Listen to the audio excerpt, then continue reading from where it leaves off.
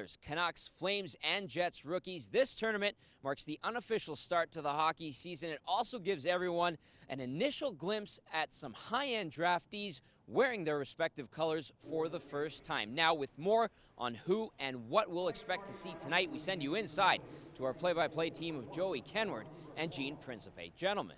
Thanks very much, Tom. Well, Gene, here we are. 12 months ago, beautiful South Okanagan Event Center. The Canucks and Oilers and the other teams were starting their season, and for both Canadian clubs, it finished much earlier than they would have wanted, and that's why both organizations tonight are really hungry to get this one and this season underway. Yeah, for the Vancouver Canucks, obviously it's been a couple seasons of change, things they're not accustomed to, like missing the playoffs most recently. The Oilers trying to change things so that they're back in the playoffs, and both teams with kids here tonight that one day we'll be seeing wearing those uniforms for their respective NHL clubs. Let's talk about the team that hosts this event every year. It's fourth year in a row. The Vancouver Canucks, there's the list of players that are here in Penticton. Most notably, their recent first-round draft picks in Jared McCann and Jake Virtanen are not healthy enough to play. We'll talk more about that as the broadcast moves along. As far as how they line up tonight against Edmonton, hockey fans in Vancouver who will follow this team will keep a real close eye on their top two lines. Bo Horvat is paired up with Hunter Shinkaruk and the high-scoring forward Dane Fox, while Brendan Gaunce and Nicholas Jensen, former first-round picks of Vancouver, will skate with the Vancouver Giant forward Matt Bellerive. Now, Gene, as far as the Oilers are concerned, well, they bring a lot of notable names here and some new ones to the franchise. Yeah, when you draft as high as the Oilers have been drafting, I mean, Taylor Hall's been in this tournament, Ryan Nugent-Hopkins, Jordan Eberle, Magnus Payarvi, Nail Yakupov was not because of, a lockout. But there are a lot of players that Oiler fans have seen play in this tournament and a month later be playing in the National Hockey League. Brought 29 players altogether, have more goaltenders than anybody else in the tournament, and Laurent Brossoit certainly is the goalie of the future. And what the future holds for the Edmonton Oilers will depend on who ends up being in the middle for them opening night against the Calgary Flames. A lot of people are wondering, if you're an Oilers fan, can the number one centerman in tonight's lineup, Leon Draisaitl, be that guy? I mean, he's a young kid that's come over and committed himself to playing in the Western Hockey League and his commitment to eventually being in the National Hockey League.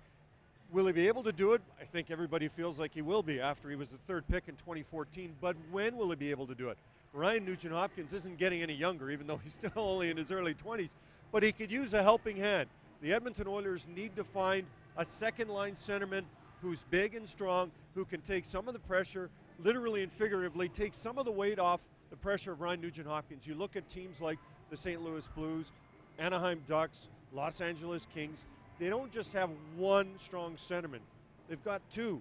And the Edmonton Oilers, because of their scenario lately when it comes to playoff misses, they have a chance to have another top centerman. He will be that guy, but when will he be that guy? That's the question Oiler fans want to know. Just a fantastic prospect out of Germany, Cologne, Germany, who had a dynamite. By the way, your Cologne is great tonight. Oh, thanks a lot, very much. Too bad the viewers can't smell it. Leon Draisaitl is a top prospect from the Western Hockey League at this tournament, as is Canucks prospect Hunter Shinkaruk. Now, his time in the Western Hockey League, Gene, is pretty much finished. He's now 20, has signed a pro contract, and is looking to bounce back after what was just a very, very frustrating year. Yeah, it looks like you even see him there. He's got some good coordination with his feet, with his stick, with his hands. This is a really good player who will be playing pro this year. More than likely not with the Vancouver Canucks, but that doesn't mean, depending on how things go with the Canucks, that he couldn't see some games and that he might not be able to work himself into the lineup, depending on what happens, 3.5, 4 hours down the road from here. He hasn't played a competitive game since December 10th. And coming off of surgery, which kept him out of the Western Hockey League, out of contention to play for Canada at the World Junior Championships. And he's a guy that you know will be really fired up because he had such a promising showing in his first experience at the Young Stars event last year. Yeah, and this is one of those nights where whether you're Hunter Shinkaruk and wearing a Vancouver Canucks jersey or whether you're any one of the Edmonton Oilers in the lineup, everybody's excited. Laurent Brossoit, who, I mean, last year he was playing for the Calgary Flames and he was a prospect playing against the Edmonton Oilers. It's an opportunity to show the people who've drafted you, the people who've signed you, the people who believe in you, this is why you've done that. I want to prove to you that I can be a part of this organization at some point, and probably earlier rather than late. And for both teams with young prospects, there you see Jordan Subban, the youngest of the Subban family, who's into the ranks of National Hockey League careers. His older brother PK, of course, with Montreal, and the middle brother Malcolm, goaltending prospect with Boston. He'll want to come here and have an even better showing than what he had last year after being picked by Vancouver. Yeah, his brother Malcolm Subban and the Boston Bruins. Well, there's so many of these tournaments now. One currently going on in Nashville, of course, the big one involving the Detroit Red Wings in Traverse, Michigan. All right, let's head down to ice level for the singing of O Canada and our anthem singer, Kara Sheely.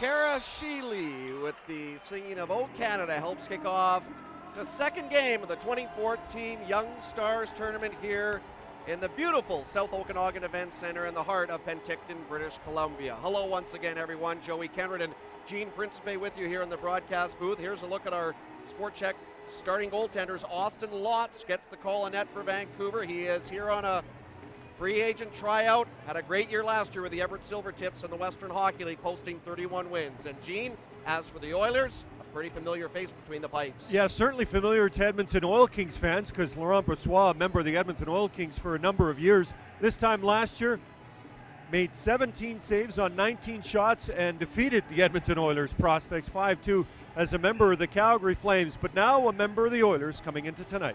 Tonight's referees are Kevin Bennett and Brett Iverson. The linesmen are Ryan Gibbons and Ward Pateman, and we are underway with period one here in Penticton. The Oilers wearing their traditional white jerseys, while the Canucks wearing their traditional road blues. And quickly, Darnell Nurse with a point shot has it stopped through traffic by Lotz, and he'll cover up quickly for a face-off 18 seconds into the action. Well, a good opening shift. We talked about Leon Draisaitl, has Greg Chase, a couple of Western Leaguers on his flanks. Greg Chase from the Calgary Hitmen, Mitch Mraz from the Edmonton Oil Kings, and 18 seconds in, third overall pick, 2014, involved in the Edmonton Oilers with the first fairly good chance to open the scoring. Face-off taken by Vancouver's Brendan Gaunce against Edmonton's Jujhar Khaira. Gaunce will win it. Matt Bellerive clearing it to the point for Vancouver, can't get it out of the zone. Here's Cale Kessie high in the slot. His shot took a deflection just wide off the stick of Edmonton's Mitch Holberg. Vancouver will regroup and have a chance to get it out of their own zone. Kessie back on it for Edmonton, will backhand it in deep. Lotz way out of his crease, puts it around his goal. Hard hit thrown on the corner boards by Kessie on Vancouver defenseman Frank Corrado. Corrado will get it back though for Vancouver and headman it up ice. Gaunce leads it in deep. Vancouver's going to make a full-scale change on the fly. 1 minute gone here in this scoreless opening period of play. Here come the Oilers the other way. Jackson Houck throws it on goal. Lotz kicks it away. Puck behind the net now. Now it's centered in front. Houck couldn't find the handle. Puck comes back off the boards, and Mike Zalewski for Vancouver will tap it in deep. He'll give chase. Gets it on the end boards. Try to steer it around the net. Couldn't find his line mate, Bellerive. Puck goes around the goal off the right side boards. Jonathan Martin, he's here on a free agent tryout from the Kootenay Ice of the Western Hockey League. Can't corral it though away from Bogdan Yakimov. He turns it over, wrist shot on goal, and Martin's attempt is stopped. First save of the game for Laurent Brossoit. Well, you saw some good forechecking on the part of the Vancouver Canucks, and to the corner to the left of Laurent Brossoit, one of the interesting players that the Edmonton Oilers have brought to camp, Vladimir Kachev, who's Joe. He's listed 5'9", 141. I don't buy it. That's not kilos. He's 141 pounds. Todd Nelson said he thought he was the stick boy this morning when he showed up. Coach of the Oilers. Vancouver Canucks fans are very familiar with a set of twins up front in Daniel and Henrik Sedin. The Oilers prospects have a pair of Joneses on the ice right now, and one of them is going to draw a penalty here as Connor Jones was knocked down in front of the Vancouver net by Jeremy Blaine, who is the oldest player in this tournament for the Canucks, and he's going to be in the box on an interference call, putting Edmonton on their first power play of the game. Yeah, Connor and Kellen Jones from just outside Trail, BC. Twins, one signed by the Oilers after being drafted, the other undrafted by Edmonton, both getting involved there to give Edmonton the first power play of the game tonight. And both Joneses are from the community of Montrose and both played college hockey with Quinnipiac the past few years. So they're here trying to show Oilers brass they've got what it takes to make the step to the pro level. Edmonton set up the power play in the Vancouver zone, and it's Nurse, middle of the line. Steers it on goal. It's deflected right to the crease, and Lots will hang on.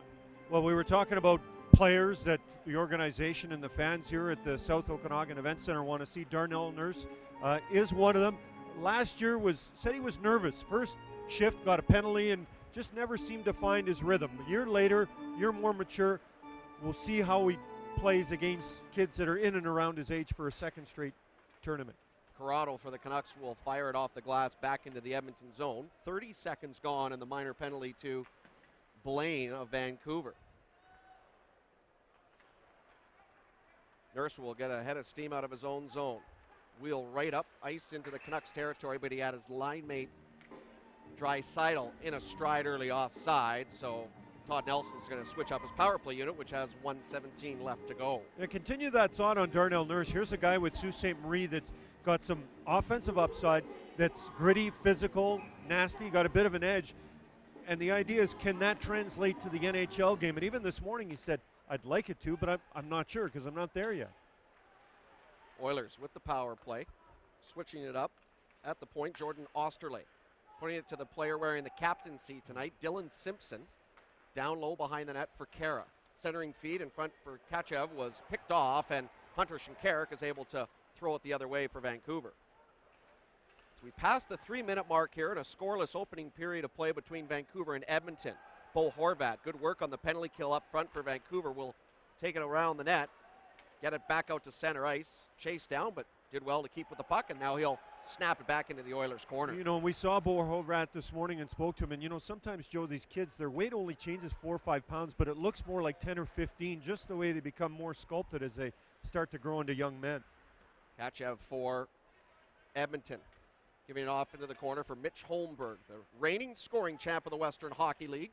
Holmberg to the line, Osterley, rink wide, Simpson, snapshot, missed the target. Holmberg gets it back with 10 to go on the power play. Rink wide feed, Simpson, pass in front, stop, rebound, denied by Lotz, and a good save on the left side, denying Jujar Kara in close. Blaine is now out of the box for Vancouver. Osterley shot, took a deflection high into the end netting, and out of play. Vancouver a perfect 1-for-1 on the penalty kill. Nice pressure there. Mitch Holmberg starting it. Austin lots of shots is what he faced during that power play by Edmonton. There's Holmberg, the cross-ice pass, and Jujar Kara, a BC kid who decided to, went to college, tried it for a year and said, I think my commitment to the NHL is better served if I move to junior hockey, and it's worked out for him. Was Austin Watts' teammate with the Everett Silvertips last year. So there's one guy that probably knows a thing or two about trying to beat this goaltender for Vancouver. Denied him, though, on that last stretch of play. Nicholas Jensen wearing number 46 for Vancouver. Moving it in deep into the Edmonton zone. Connor Boland for the Oilers will clear it out to center. In through the middle.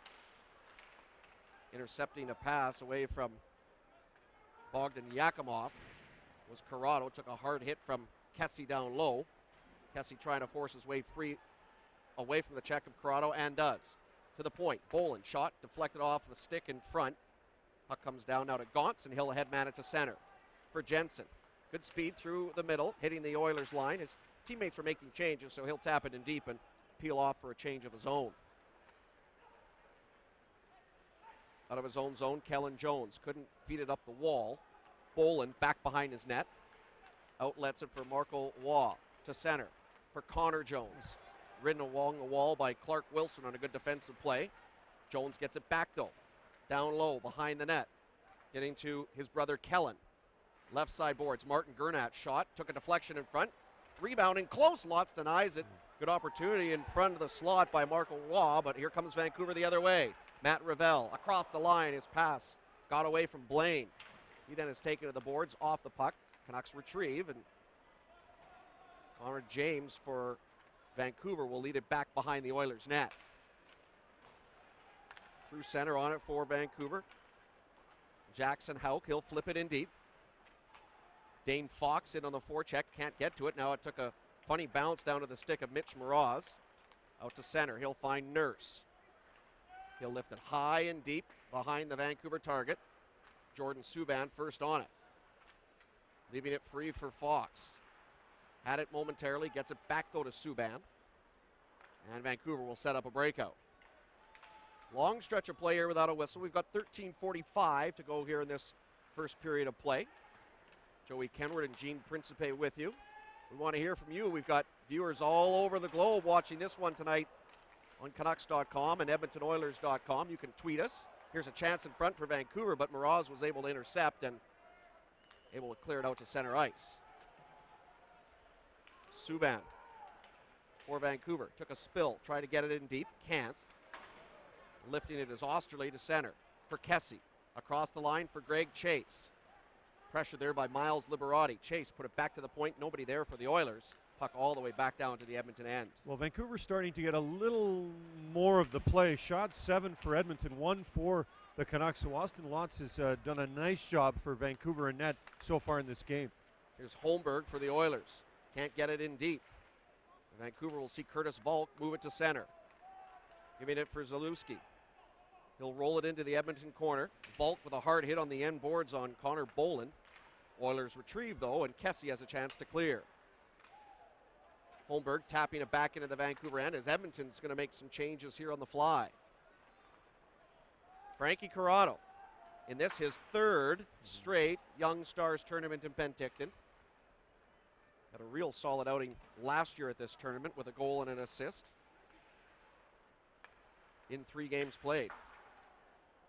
He's wearing an A tonight. No Canuck, by the way, is wearing a captaincy. They've given A's to Corrado, Jensen, and Jeremy Blaine.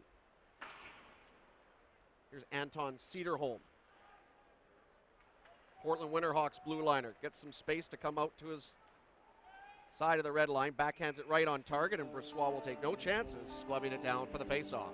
Yeah, there's Cederholm, one of, well, defensively, the Vancouver Canucks are in fairly good shape. It's more up front that they're missing a lot of their players. You talked about some of them in the opening of the show.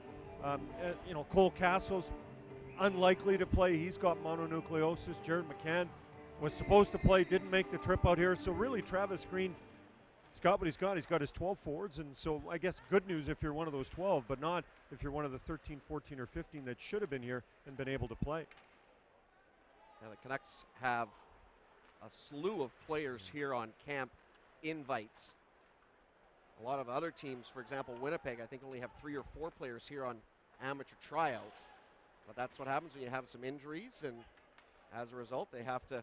Great opportunity for those kids trying to earn a contract coming out of junior or college hockey for the first time, as Edmonton's going to be whistled down here on an icing call. Well, I know, Joey, as you know, with the Vancouver Canucks and the Edmonton Oilers, so much talk always about line combinations and who you throw together. And at this tournament, it's a combination of the coaching staff that you see, the AHL coaching staff, it's management, it's player development. Everybody has a bit of a say on who you throw together to see who has the best chemistry. Oilers to center, Draisaitl, turn it over at the Vancouver line. Evan McEnany with some time in his own zone, leaves it for deep partner Subban. Jordan Subban dropping it back into the Edmonton end. Rides Osterley to the boards, gets the puck free. Osterley gets it back. He's pressured down low by Shinkarik. Did well, though, to get it to Moroz. He turned it over. Here's Fox for the Canucks. Coming away to the blue line with traffic in front. Fakes a shot. Now let one go, but it's blocked off the stick of Draisaitl. And the puck is back out at center. Well, we talk about Draisaitl playing in the NHL. He's going to have to do some of that too, right? He's going to have to be responsible defensively. Oh, here's a turnover. A close chance opportunity by Waugh. Denied it, a good kick-out save by Lotz. That's the second or third high-end chance for Edmonton in this period, and Lotz has denied all of them, and now a penalty is coming up here, as it looks like a slashing call is going to be indicated here against the Oilers. So this comes off the puck, and as a result, Gene, Vancouver's going to have their first power play of the game. Yeah, no one on the Oilers seems to know who it is. They're all kind of looking at each other, and we're waiting for someone from Edmonton to make their way to the penalty box, and now we looks like we finally do have Connor Boland. A culprit. It is Connor Boland. And it really, thanks to Austin Lotz, it's not 1-0 on the part of the Edmonton Oilers. Greg Chase, nephew of Kelly Chase, 35 goals last year with the Calgary Hitmen. That's about as good a chance as you were going to get. Clear cut in, shot, Lotz with the save, and now it could go the other way with the power play. As Miles Liberati lets a shot go from the point, it sails wide, and the Oilers are able to clear it out of their own zone.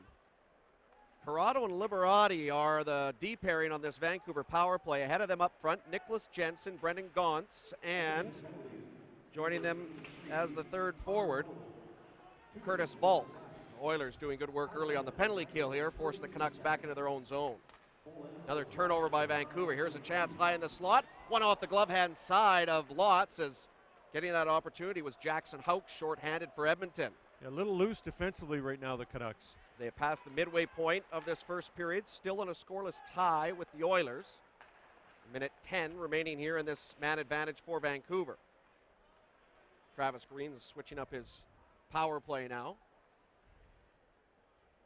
as Evan McEnany will retreat behind his own goal to start out to center. Head manning for Shinkarik. Turns it over at the red line, and easy pickings for Osterley. Giving it to Waugh with a shot, deflected off McEnany's stick into the end netting and out of play. Yeah, third time in the last couple minutes. That one, at least in the neutral zone, not as dangerous as the previous two. Marco Waugh, second round pick, getting a nice little pass from Bogdan Yakubov. And there's Jackson Houck, who is part of the first and only father-son duo to be drafted by the Edmonton Oilers. His father drafted and eventually went on to play for the Minnesota North Stars. That's how long ago it was, 15 games over the course of 3 seasons. Paul Houck, you're referring to, lives in the lower mainland of British Columbia, so I'm sure he and his family have made their way up here into the Penticton area to watch their boy play this weekend. Yeah, well, it's such a great tournament. I mean, you can't think of a better place and a better hockey community to warrant having this kind of event year after year. And all 4 Western Canadian-based teams are participating in this tournament. Had 5 teams over the past number of years, but it's pretty good because every team now plays an even number of games and everybody plays each other, so it's good to see where everybody stands competition-wise so early on in the hockey season. Yeah, we used to see San Jose in the tournament, Anaheim was in the tournament, but now it's all Canadian. Oh, here's a funny bounce. It came out in front, and Brossoit had to be alert. Luckily for him, no Canuck was on the puck between the hash marks, and the Oilers cleared out of their own zone. Kellen Jones getting it back in deep for Edmonton as the penalty is now over. Boland out of the box. Here's a centering feed kicked out of the blue paint by Lotz. Puck back to the point for Martin Gernat. His shot blocked down by Curtis Volk. Puck goes off to the opposite side of the zone. Kellen Jones putting it back around the net. McEnany on it though for Vancouver, is able to clear it out of his own zone. Subban will dump it in deep, took a hard hit in front of the bench, and now rough stuff right along the boards, but cooler heads prevail, and then Subban took a whack on the back of the leg, undetected by the referees. That was Chase who gave the lumber to him. Chase now is on the puck down low. To the point for David Musil. Rink wide for Gernat. His shot never got through. Draisaitl, who wears 55 for Edmonton, trying to get away from the check of Cederholm. He knocks him down to the ice. Cederholm coming away with it free behind the Vancouver target. Has some time and he'll clear. Puck won't be hard enough for an icing, so both teams will make some changes here on the fly. Yeah, Mitch Moroz is the one that got a hold of Jordan Subban, and you're seeing a little conversation between the two benches, and that's what Moroz is known for. Every year in the Western Hockey League, more and more penalty minutes along with more and more points, the second-round pick of the Oilers. Such a huge component of the Oil Kings run to a Memorial Cup title last spring. Good flow to this period. No scoring yet. We've got a little more than 7 minutes to play here in this first period of action at the Sport Check 2014 Young Stars Tournament here in the beautiful South Okanagan Event Center. I'd like to thank Sport Check for giving my kids runners. Well, I had to pay for them, but Dad, we want to get some runners. Where? Sport Check. That was their only choice, so thank you, Sport Check. Smart move, Gene. Yeah. As Brassard will cover up for a whistle, and we'll have a little bit of a breather now for both teams and both coaches to chat things over there with their respective groups.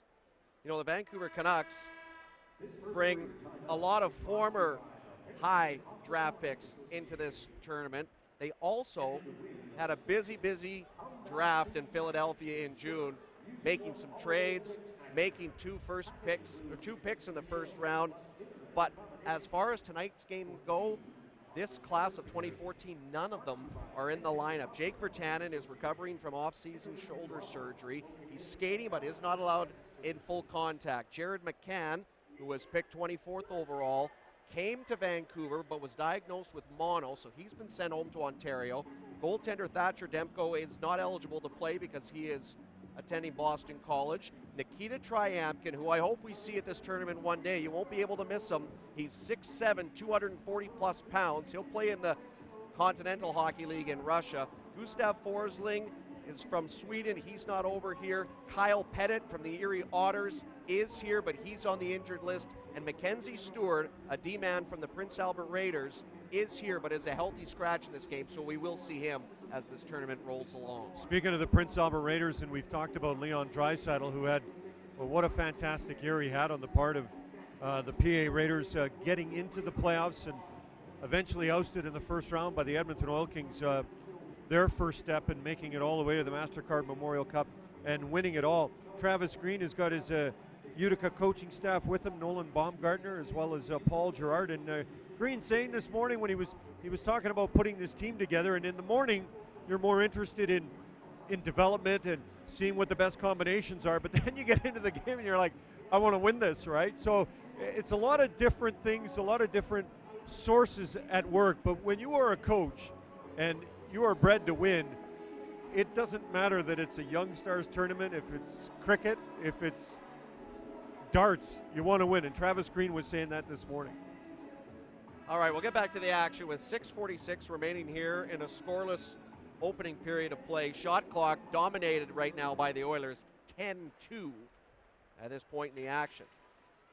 Dylan Simpson, who's here at his first Young Stars tournament after leaving the University of North Dakota, will lead it up the far side boards for Hauk. He'll dump it in deep. Took a hard run on the end boards that Corrado missed him. Hauk okay is able to get back to his skates. Oilers retrieve it back in their own zone. Osterley tape to tape through center for Vladimir Chakyev. His pass was picked off. Oilers retrieve at center. Dump in by Osterley right to the glove hand of Lotz, and he'll quickly shovel it down for Corrado. Fox behind his net. Corrado is being pressured there by Chachev, but Vancouver will get control of the puck, and Bo Horvat is able to clear it for Vancouver.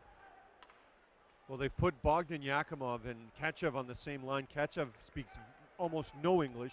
Yakimov is starting to learn more, so he's kind of the translator on the line to try and help him out. And the third member of that line, being Jackson Hauk, has no chance.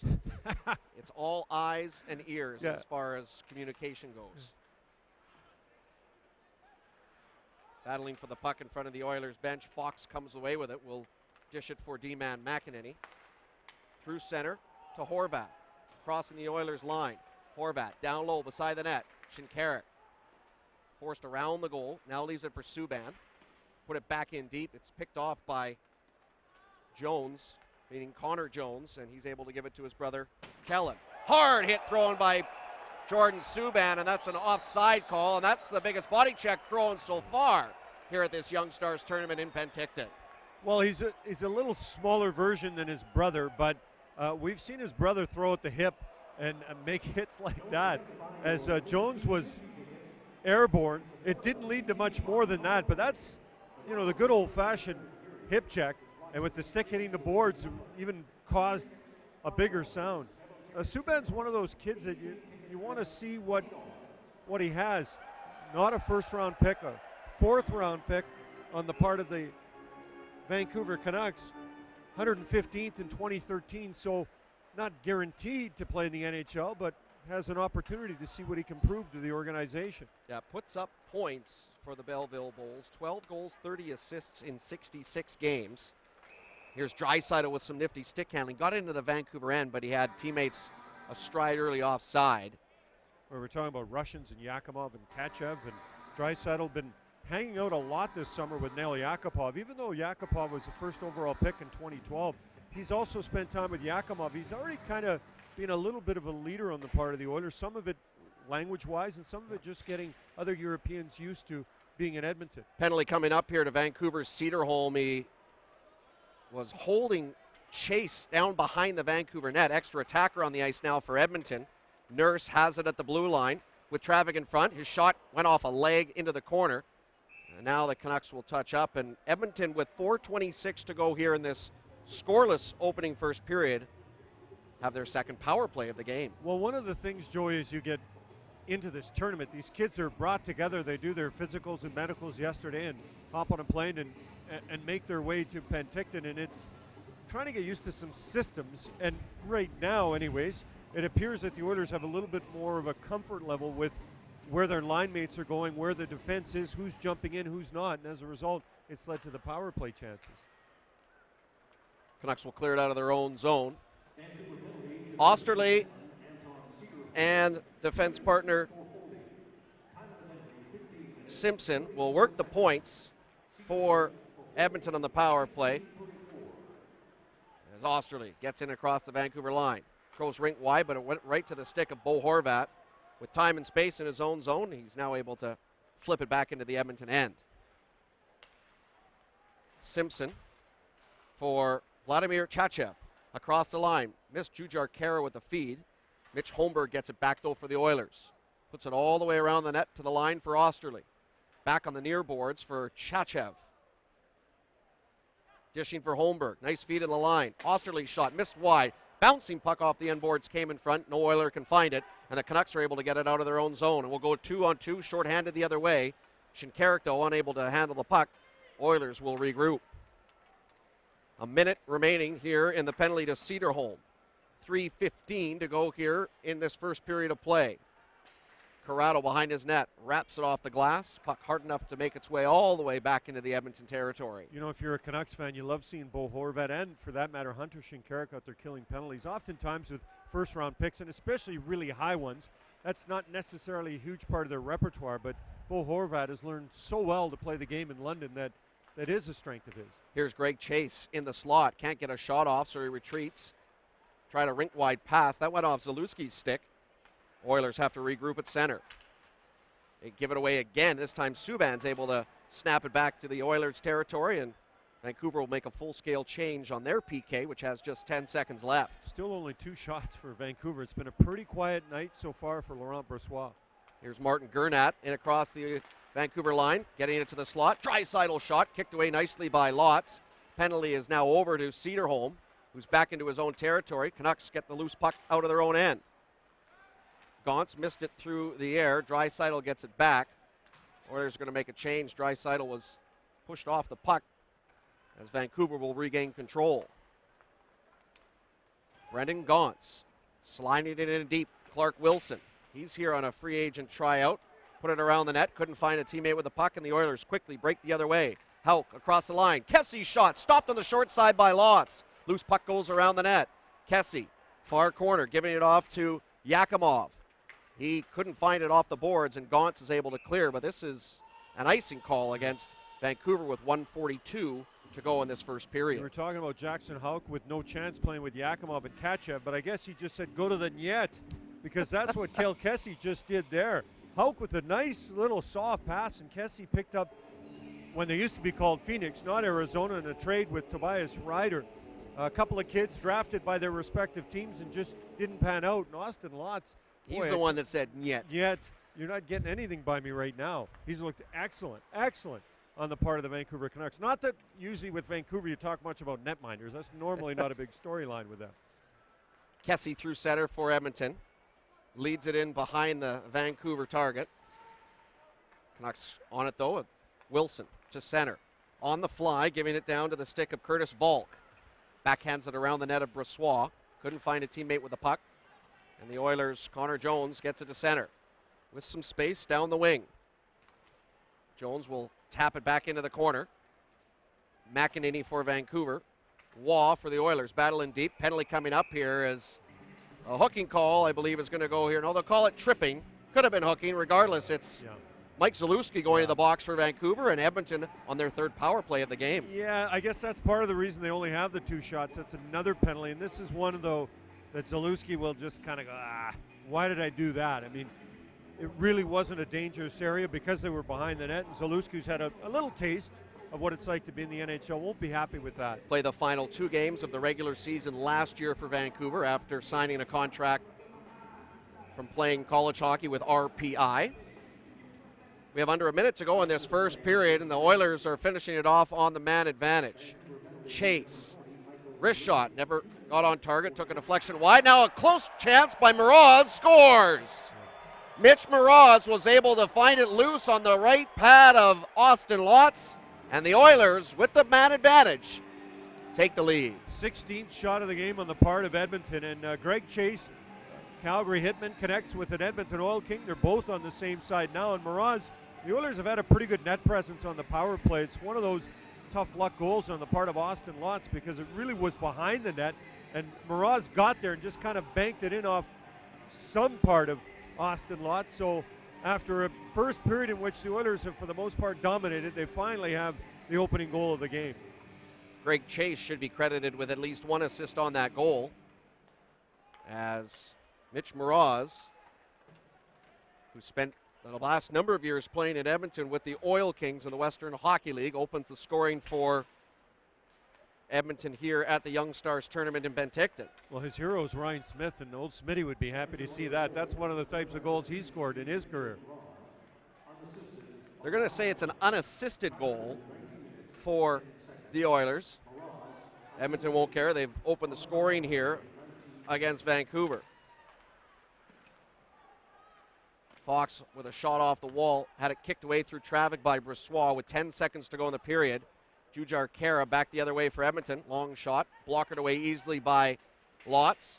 Canucks will regain the puck as time will expire, and the horn will sound on the opening 20 minutes of play here in Penticton. And let's be honest, the Oilers deserve to be in the lead, but if it wasn't for goaltender Austin Lotz, we're not even talking about a 1-0 scoreline. Yeah, I mean, the kid made 16 saves in the opening period. The Oilers had a trio of power plays. Not exactly a great first period on the part of Vancouver, but, you know, Joey, the good news is that they're only down 1-0. Could have been a little bit more than that, maybe 2, maybe 3. Laurent Brossoit, that's, you know, it was a quiet period for him. Lots of action at the other end of the ice, so we'll see what's said by Travis Green in the intermission to see how it spurs on his team in period 2. We've got lots to talk about in our first intermission, which includes Tom Gazzola chatting in a few moments with the general manager of the Edmonton Oilers Hockey Club, Craig McTavish. We'll also catch up with what Canucks first-round draft pick Jake Virtanen was doing this summer after being selected by Vancouver 6th overall. He's not here in game action, but he is here at the Young Stars tournament trying to get back to 100% health. We'll take a break. When we come back after this message from Sport Check, we'll go behind the scenes with Canucks prospect Jordan Subban at the recent Vancouver Canucks prospects camp in Whistler, British Columbia. Be better. Be better than one guy. Be better than 5 guys, twice your size. Be better out here, way out here, one-on-one against Mother Nature. Be better than a video game. Be better than the history of the game. This season, be better than you've ever been before.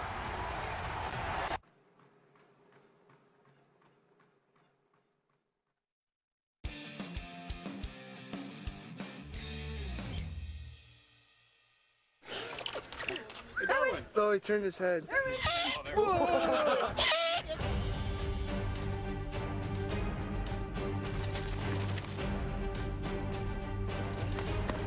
guys have to go up and finish this route. You can't stop the timer until you're all present at the timing gate. I expect it to be a nice little battle. To start the timer, everybody's hand needs to be on the stone. Get in I'm going to say our group clocks in around 40, 44, 45. Get in there. Where are the shortcuts? I don't know. You know, you're assigned a workout or a job here at camp. I mean, it's game on. There's no playing around. So a bunch of competitive guys out here, and everyone wants to beat everybody. The steps are long, and then they're rocks or they're 2x4s. Everybody else is already dying. I think this is a little bit more extreme than hockey. Oh my God. It's going to be hard work, but at the same time a lot of fun and, you know, good team bonding experience. Good job, boys. Hey, let's grind it out. Hey, Foxy. We got some rope action. They brought you up when you're feeling tired and, you know, no one was left behind. We pushed each other. And let's go, eh? There you go. Yeah, let's go. Yeah. You're basically climbing the whole time, but I think the toughest was last quarter because, you know, you're up at the top and you just want to get there, so you're pushing hard. Oh, we're almost there, bud. To the top. Good, boys. All right. Thanks, boys. King of the Hill here with a time of 45:03. Liberati, Horvat, McEnany, O'Connor, and Stetcher. Good job, boys. Good job, guys. You did it, right? You enjoy the nice view now, and you feel good about yourself. And I think that's the most important thing is, you know, feeling good about yourself. I know that a few of you guys, this is your first time through, and I know that the other guys that have done it before really helped out with the first guys that were going through. And that's what it's all about. We talk about individual performances, but in our game, it's all about being a team. And you guys, all the groups, all 5 groups, were really good that way and being a team here today. It's definitely worth the hike. It's my first time up here, and it's unbelievable. This is the first time I've been above the clouds outside an airplane, so it's pretty neat.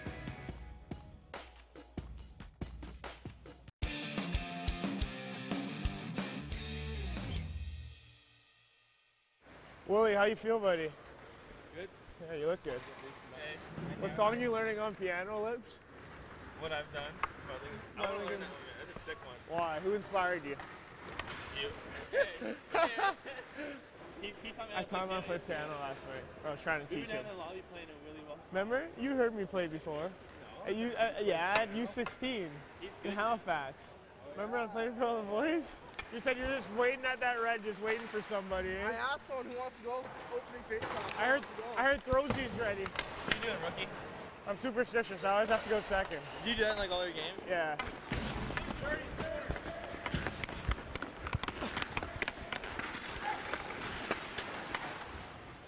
Body on that guy, Bowie. Yeah. Yeah.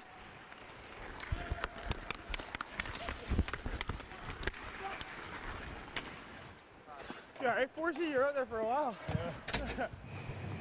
Hey, do you want a one-timer? You want a one-timer? Yeah. Hey. I'm just gonna tap it right over. That's what I'm talking about, boys. Nice finish. Hey!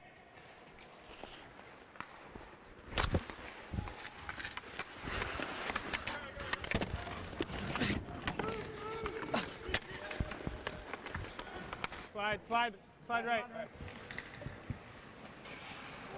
Oh boy, how do you maybe next time, buddy? Maybe next time. Here you go, Shinky. Go forehand backhand? You're gonna do like a million. Oh, yeah. Oh. How do you fan on it so many times on purpose? Oh.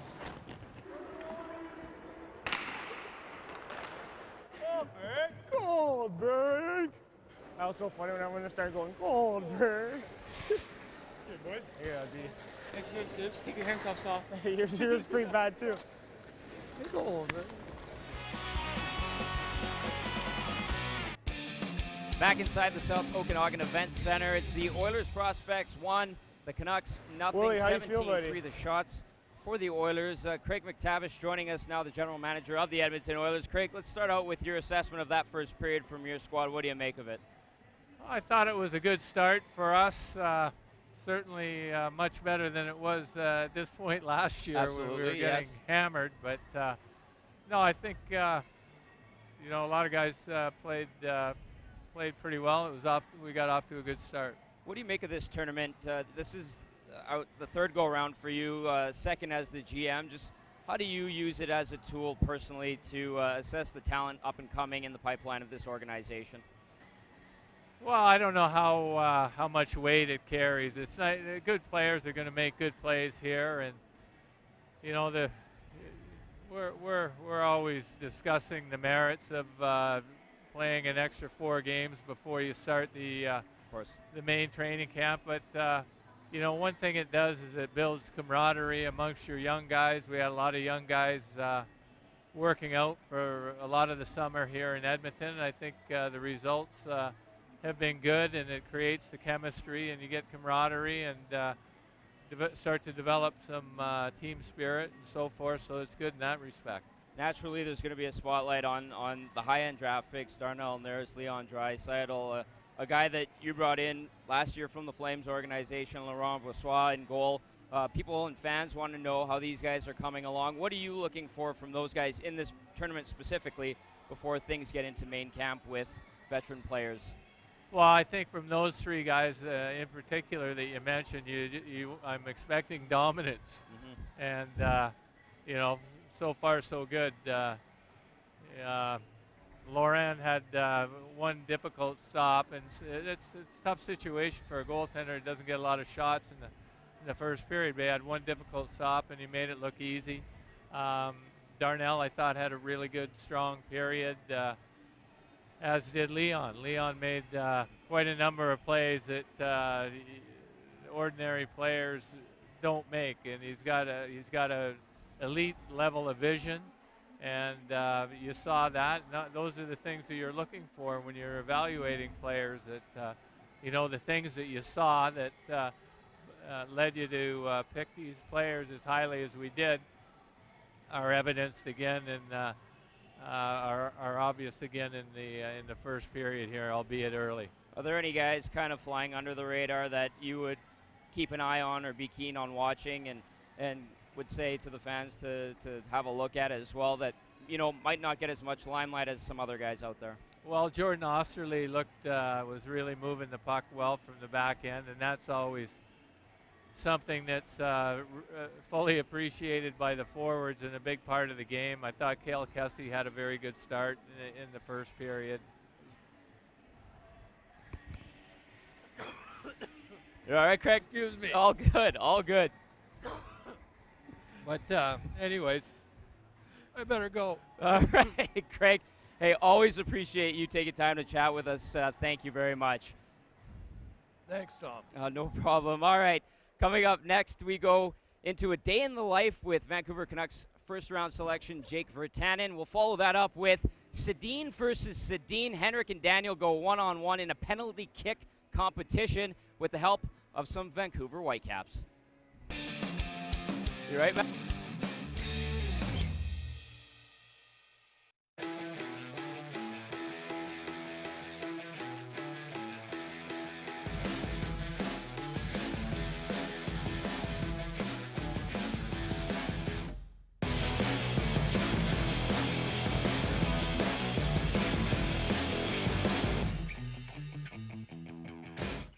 Growing up in Abbotsford and Langley, I came up to Worcester quite a bit when I was younger, and we did a couple hockey tournaments, so I was up here quite a bit. I know the village pretty well, and I know that I had a good time here. It's always fun, you know, coming out here when we were younger, and it's definitely pretty cool. I think the whole reason was, you know, just come here and meet guys and, you know, get a feeling of how it's going to be, and, you know, it's a great time so far. I know the guys we're all having a great time, and it's definitely a lot of fun. Hurry, hurry, hurry, hurry, hurry. Long stride. Obviously the shoulder is, I don't want to, you know, push it or anything. I don't want to risk anything. Me and Kyle, I know we both had shoulder surgery. It's pretty hard for me to sit out and watch the guys. You know, I wanted to obviously come out and, you know, be a part of everything, but it's pretty cool just to come up here and spend time with the guys and the coaching staff and everybody. It's a lot of fun. First part is on our watch and make it happen. 2 things, and it's desire. It's how bad you want to be a player. How bad you want to be a player. He's taking the time out of his, you know, his life of coming here, and it's pretty important. You know, you get to see how much he cares about the guys, and you know, we're not obviously not on the team yet, but he's still taking the time out of his day and weekend that he can come out here and, you know, meet guys individually and meet guys that you know hasn't met before, and it's definitely pretty important. I think that's a great thing that he did for us. Me and Kyle are just gonna watch, cheer the guys on. They're getting ready to do the shot run, so I'm ready to watch it. It'll be pretty fun. 3, you got those. 2, 1, go!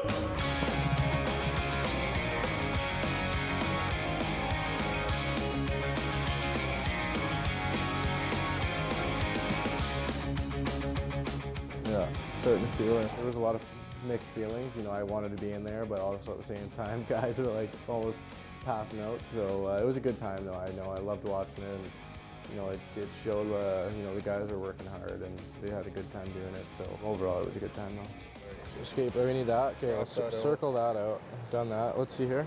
It was pretty fun going on that scavenger hunt. You know, we went around the village there and had a fun time, and even though we came last, we had a good time bonding as a, you know, as a little group, and it was definitely a lot of fun.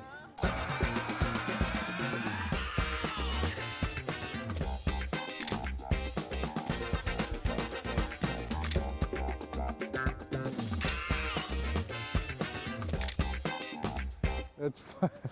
I had the biggest smile on that picture because you said I was Okay, what's next? Brandon was probably the most scared of all the guys. He's pretty funny. He, I think it was most of the guys' first time, so they were like pretty much freaking out the whole time. You know, obviously I have the, you know, I've been on it a couple of times, so it's nothing really new to me really. But it was definitely a good time to see their faces and how many times they've said that. So yeah, pretty funny.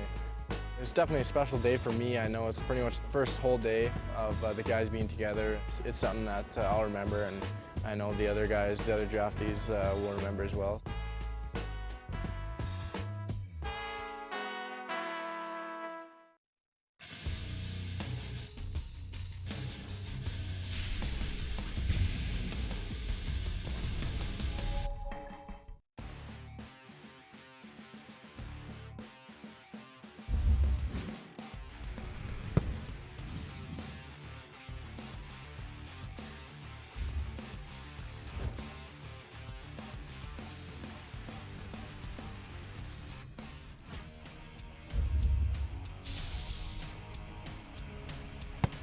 Oh, that's so close.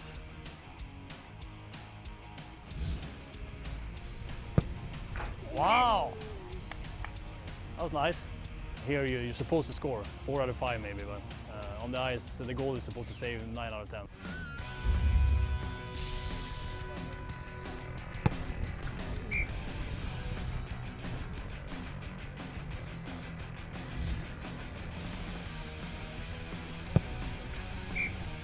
Two for 2. I'm in his head now.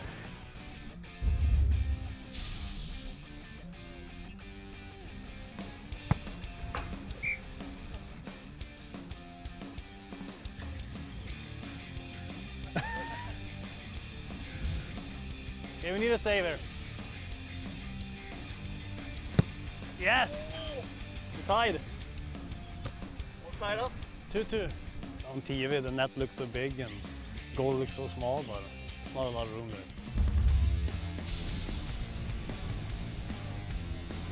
Ah!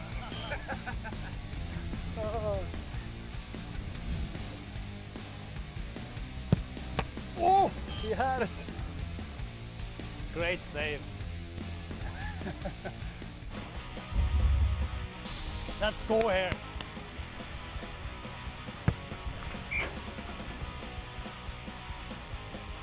Pressure's on.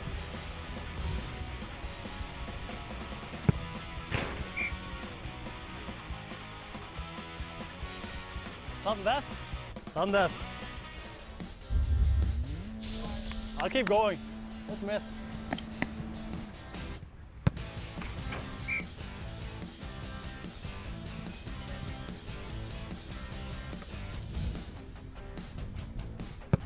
Oh yeah, we got it.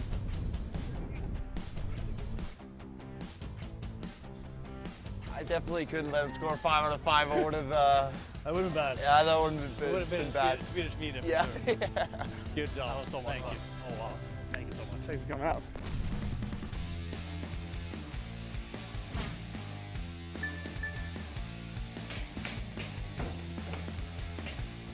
Might not be time. Be better.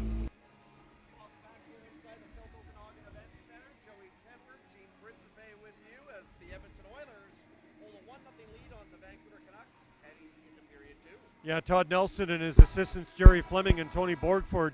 I'm not sure what they would have said after the first period of play because there wasn't much wrong on the part of the Oilers.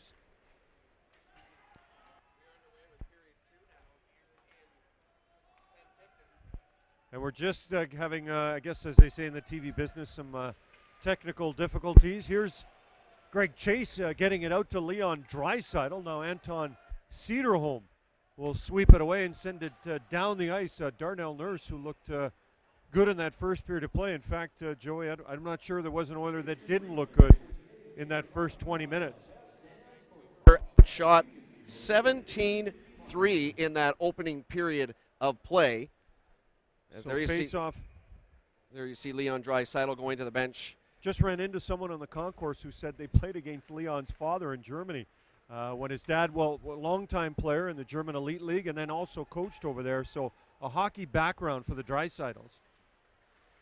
On the puck behind the net for Vancouver, Bo Horvat. Got it down low in the far corner, and Dane Fox with a bad angle shot forces an alert save on the glove side by Laurent Brossoit. Well, Dane Fox isn't used to not scoring on the ice after the season he had last year with Erie. 64 goals in 67 games. And Joey, despite the fact that he went 8 games for a stretch without even scoring a goal, Laurent Brossoit making sure that he didn't get Vancouver's opening goal of the tournament.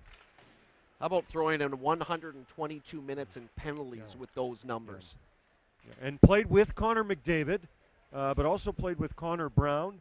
And so it wasn't just that he was on Connor McDavid's wing. McDavid finished the season with 99 points. Connor Brown with 128. And Fox with 107. That's 3 guys on one team. Minute gone here in period 2. Canucks trailing the Oilers 1-0. Mitch Moroz has the lone goal in this game for Edmonton on a final minute power play in period 1. Do I get paid more because I did play-by-play there for a little bit? You might get a cut. I'll buy you a cup of coffee in the intermission. How's that sound? Thanks, Joe. Nicholas Jensen for Vancouver getting it down deep into the Edmonton end. Behind the net, Matt Bellerive finds it for the Canucks.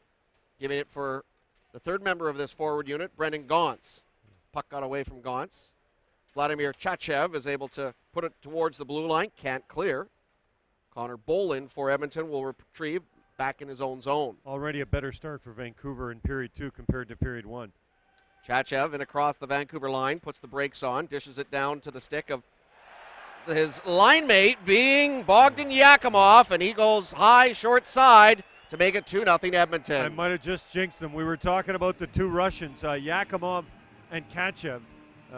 Yakimov is 8 inches taller than Kachev, and if you throw in the weight difference between the 2 kids, I mean, Kachev has mentioned 141, Yakimov 232, but I tell you, the 6'5", 232-pounder showed some very, very good hands there on the part of the Edmonton Oilers. Played in the KHL, and he's one of those kids, Joe.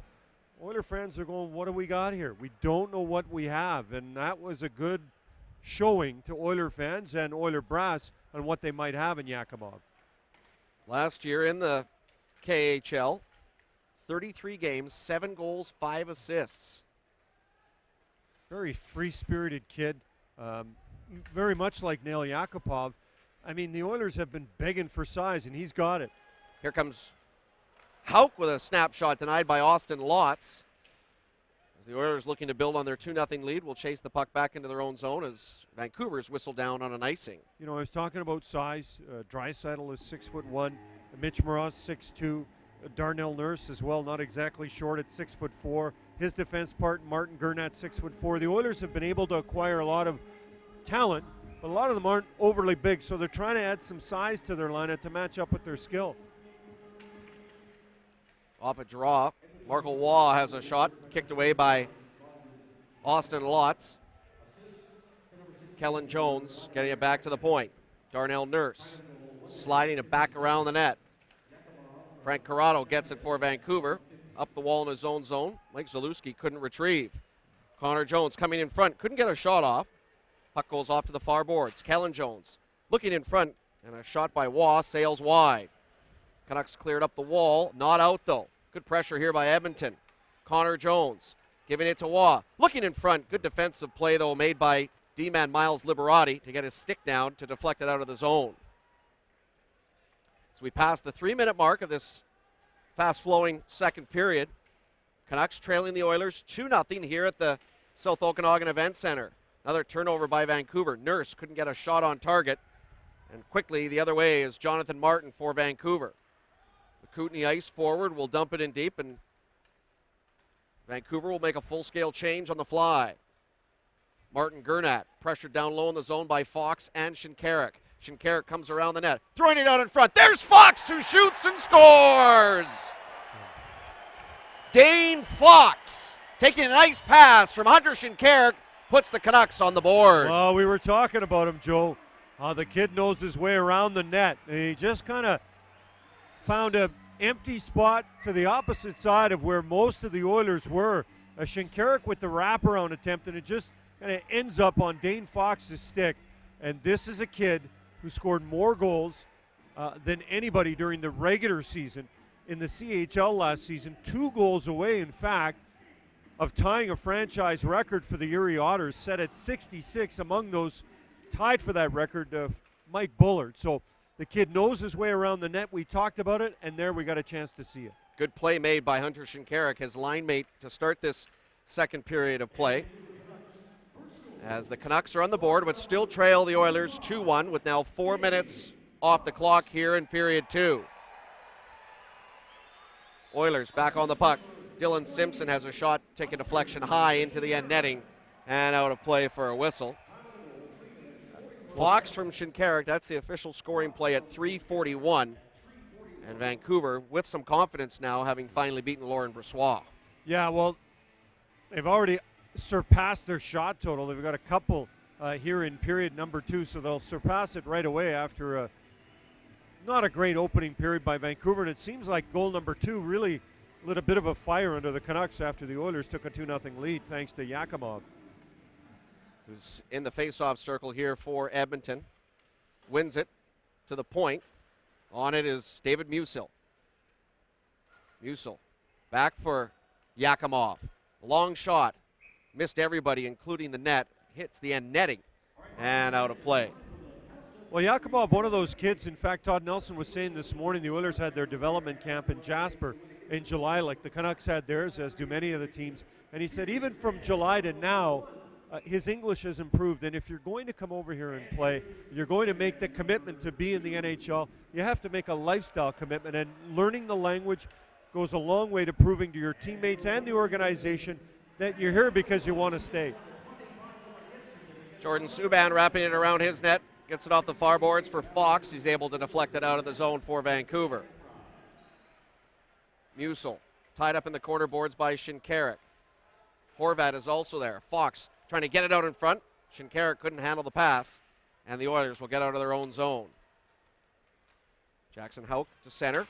Yakimov hit along the glass by McEnany, and it was a bit of a high hit, and Yakimov, who's okay, is going to shake out the cobwebs, and McEnany is going to go to the penalty box on an elbowing call. Yeah, I'm not sure there was a lot of dirty intent on the part of McEnany. In fact, probably very little intent, but the bottom line is that his elbow got Yakimov in the head, and Yakimov was a couple feet away from the board. So that's one of those, if you don't call that, then you're going to end up with a lot more penalties to call. So a nice job of just settling down a game which has been not really overly physical or that, not a lot of tenacious sort of bad vibe going on between the two teams. Fourth power play of the game for Edmonton. They'll set it up in the Canucks' end. Nurse shot, deflected on goal, save made by Lotz. Draisaitl centering it to the slot. Puck took a deflection off to the end wall. Canucks clear to the line and out as Nurse will have to retreat into his own zone to regroup. Well, you talked about the fact that there's going to be a lot of games on this ice surface. A game finished about an hour before this one started, so maybe that's part of the reason Darnell Nurse had that puck sort of hop over his stick in his hand. Minute and a half to go here in the penalty to McEnany. Oilers looking to build on their 2-1 lead, but they can't get anything going on this man advantage with Curtis Volk sliding it down to the Edmonton end. Zalewski by himself on the penalty kill. Doing good work for Vancouver to kill off some seconds, but now the Oilers come away with it. And it's Draisaitl through the middle, giving to Greg Chase. Trying to dangle away around his way of Blaine. Couldn't get it on net. Jujar Kara retrieves, though, for Edmonton. Kara down low in the corner for Draisaitl. Nice feed, high to the slot. Chase, shot, save made. Rebound corralled by Blaine. Took a bit of a hook when he tried to clear. Can't get it out. Draisaitl with 40 seconds to go in this power play for Edmonton. Leaves it off to the stick of Kara. He's pressured by Subban, forcing the turnover, and the Canucks will dump it down the ice. Nice work by the Canucks, already having given up a power play goal in the first period of play to Mitch Mraz to try and keep this a one-goal game. Here comes Vladimir Chachev, wide into the Vancouver end, around the net of Lotz. Feed to the slot, picked off at the last moment by Gauntz. If not, Simpson was all alone in front. 15 to go in the power play. Oilers bring it back in. Jordan Osterley hit hard on the end boards. Canucks have it. Nick Jensen turns it over. On it is Chachev. Rink wide. Osterley shot denied. A good save made by Austin Lotz. And that is his 21st save of this game. Well, we're talking about Chachev, who's spent some time in the KHL, but when he came over to North America, playing for Moncton, 20 games, had 10 goals, 20 assists for a total of 30 points. Already has an assist on the Yakimov goal and nearly had another one there. Thanks to Austin Lotz, though, that is denied, as was Jordan Osterley. Penalty to McEnany is now out. Oilers are 1 for 4 with the power play in this game. Still lead Vancouver 2-1. Puck back behind the Vancouver net. Trying to bring it around in front for Edmonton was Connor Jones. Got his twin brother Kellen Jones. Couldn't find him with a pass, nor the other member of this line, Marco Waugh. And the Canucks are able to steer it out of their own end. It's a nice, speedy, sort of small combination, but really good on the forecheck, the two Joneses and Waugh. Here's Zalewski across the Edmonton line for Volk, who shoots and scores! Well, Curtis Volk used traffic in front of Brossois to go post and in. And just like that, we're back on level terms. They have, I tell you, I like their shooting percentage.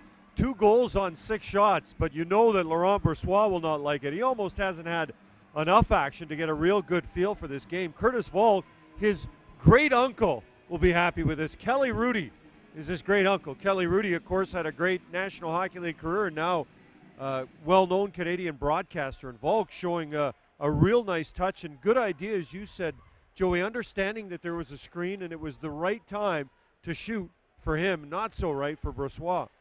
Curtis Volk knows how to score. Coming off his overage season with the Medicine Hat Tigers, Volk had 47 goals and 45 assists. It's an unassisted goal for the native of Medicine Hat, Alberta.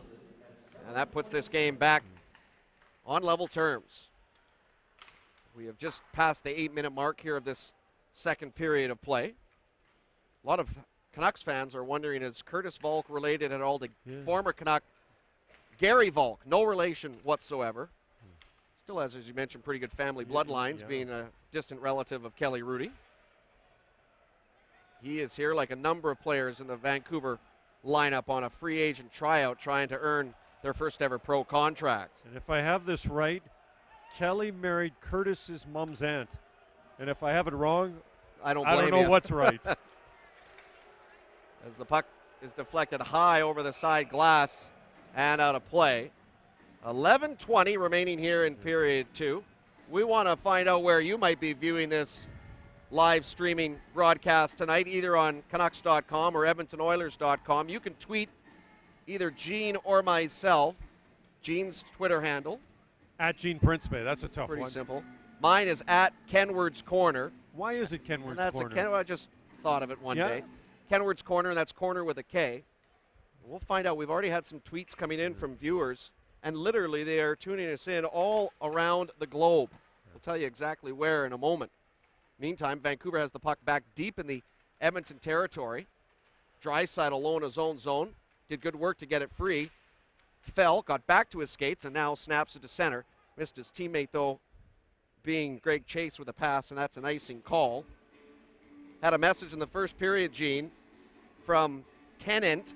Hey, Kenward's Corner, can you send a hello to my friend Drew Azza, who's watching this game from Brisbane, Australia. Wow.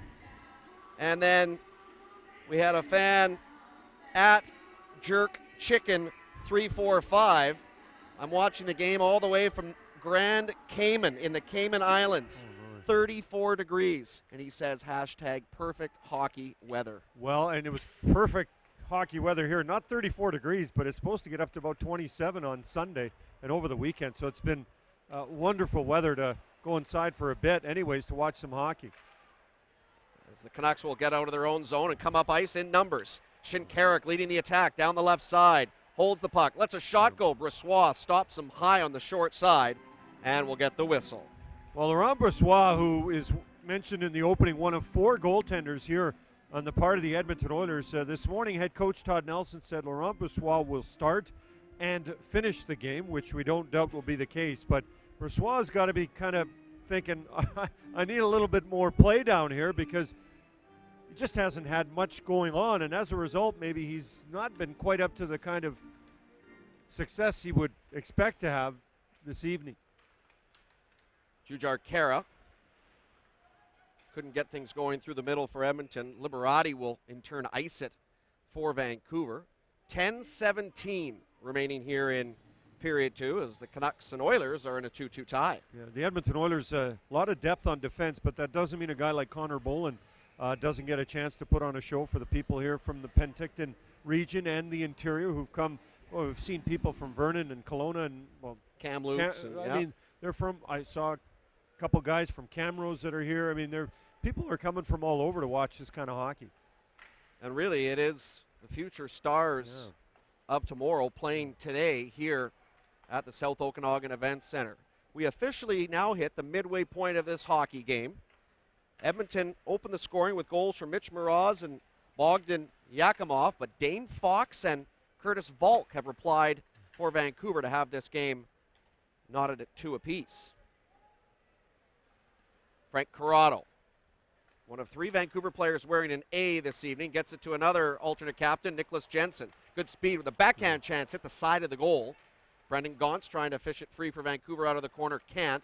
The captain in this game for Edmonton, Dylan Simpson, is able to rattle it off the glass and out to center. Yeah, and that was decided on the plane ride yesterday after the Edmonton Oilers had their medicals and physicals, and the kids did what they had to. Todd Nelson and Bill Scott, who's now the assistant GM, who was the GM of OKC last year, decided that Dylan would be a good choice, 4-year letterman out of North Dakota.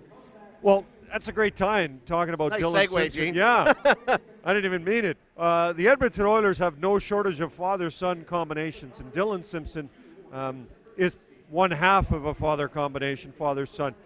Craig Simpson, a longtime Edmonton Oiler, former high draft pick on the part of the Pittsburgh Penguins. You've got C.J. Ludwig, who's not in the lineup tonight. His father, Craig, well known for blocking shots with telephone books strapped to his shins. Jackson Huck, we talk about Paul, his father, who spent some time with the Minnesota North Stars. David and Frank Musil. David, a third-round pick from Edmonton, and Frank Musil played a long time for various teams and now a scout for the Oilers. And Mike Krushelnyski, who won some Stanley Cups with the Edmonton Oilers. His son, Alex, who's not in the lineup tonight, but will play this weekend. And if you stretch it another sport, Darnell Nurse, his dad, Richard Nurse, was a whale of a receiver, as well as a special teams player on the part of the Hamilton Ticats. And I actually just had a chance to spend a few days in Toronto alongside Craig Simpson, and Craig was saying that he was planning on coming out to watch his son Dylan if the timing were correct. A lot of these kids will have a chance to play at least 2 games out of the 3 that, in the case of Dylan Simpson and the Edmonton Oilers, would play. Simpson came over in the Paul Coffey trade, 1987-88, 13 goals for the Penguins, 43 more for the Oilers, a total of 56. So the last sort of quote-unquote 50-goal scorer on the part of the Oilers, and won 2 Stanley Cups as well. But other than that, not a lot to live up to, Dylan. And you never know. His son, after his hockey career winds down, he might be able to follow in his father's footsteps. Of course, Craig is doing fantastic work now as part of the Sportsnet crew, formerly of Hockey Night in Canada, but he and Jim Houston will be the lead team for the national broadcast. I'll be getting them coffee. I'll be getting them coffee. Sorry, Mr. Simpson. Was that a double-double? All right, we're back to the action here with 9:15 to play in period 2. Canucks and Oilers looking to break out of this 2-2 tie. Waugh at center for the Oilers. Leads it in deep. Connor Jones giving chase. behind the net to his brother Kellen. Back to Connor. His shot blocked out in front. Anton Cederholm there for Vancouver will have a chance to get control, and the Canucks bring it out of their own zone. In possession is Matt Ravel, a Kamloops Blazers forward, will dump it high over the side glass and out of play. Well, Laurent Brossois, who was in Alaska, and the coach prior to a game said, hey, guess what, you've been traded. Part of a big deal, the headliner on the part of the Edmonton Oilers that went to the Calgary Flames was Ladislav Schmid, and Brossois considered the goalie of the future. The Oilers giving up a goalie, Olivier Roy, in that deal. Edmonton has got another one in Tyler Bunz, who's in the system, the backup tonight, drafted by Edmonton this past summer. So they're trying to build a little bit of depth at that position. Here comes Curtis Volk, who's got one of the 2 Vancouver goals, getting it across the zone. McEnany takes it down low, putting it out in front. Volk with a shot. It was a weak one that went wide through the screen. Oilers regain control, and they'll break free out of their own zone. Nurse across the line to Hauk. Back to Nurse. Had his stick lifted at the last second by Jordan Subban. Puck off the far corner boards. Yakimov for Kachev around the Vancouver target. Coming free to the near wall. Back down low. Yakimov missed it. Hauk follows up. Getting it down in front, and a quick chance by Martin Gernat is denied by Lotz, and the Canucks will clear.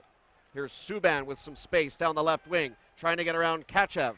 Dropped it nicely for his teammate Martin with a centering pass, knocked out of danger by the Oilers, and Edmonton will clear. Both sets of defensemen not afraid to jump into the play. Subban on one end, Gernat at the other. It's made for a nice flowing hockey game.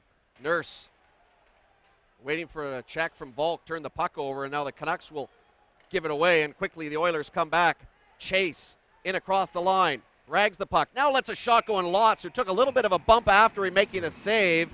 That coming from the stick of Kara, is able to hang on and hold possession for the faceoff. Yeah, Mitch Moroz has been kind of getting in and around Lotz. Greg Chase is no kind of stranger to mixing it up as well. 16 in Western Hockey League scoring last year. Even had a chance, did Chase, as a result of that, got a chance to spend some time at the World Junior Camp this summer. He's a kid that's really come along, nicely. A 7th round pick. Those aren't always players that even get a chance to play in a tournament like this, but he's looked good for the Oilers ever since they selected him 188th overall in 2013. Had 85 points and 83 penalty minutes last year with the Calgary Hitmen. And you're right, really coming into his own as the Canucks are whistled down on the offside. Now Shinkarik mixes it up after the whistle with Edmonton's David Musil, and that draws a crowd in the Oilers' territory. This has not been what I would call a rough and tumble game, although Chase and Fox are trying to get a hold of one another, with the referee being Bennett separating the two. Yeah.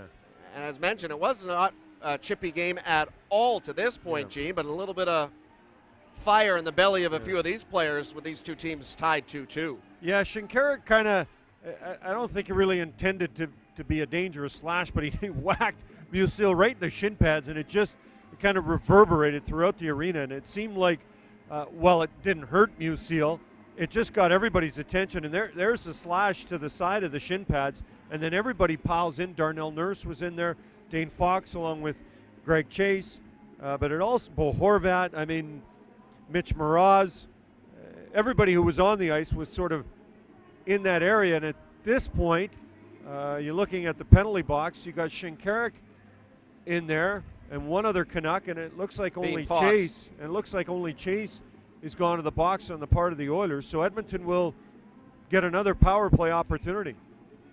This will be their 5th man advantage of the game. Edmonton 1 for 4 so far tonight.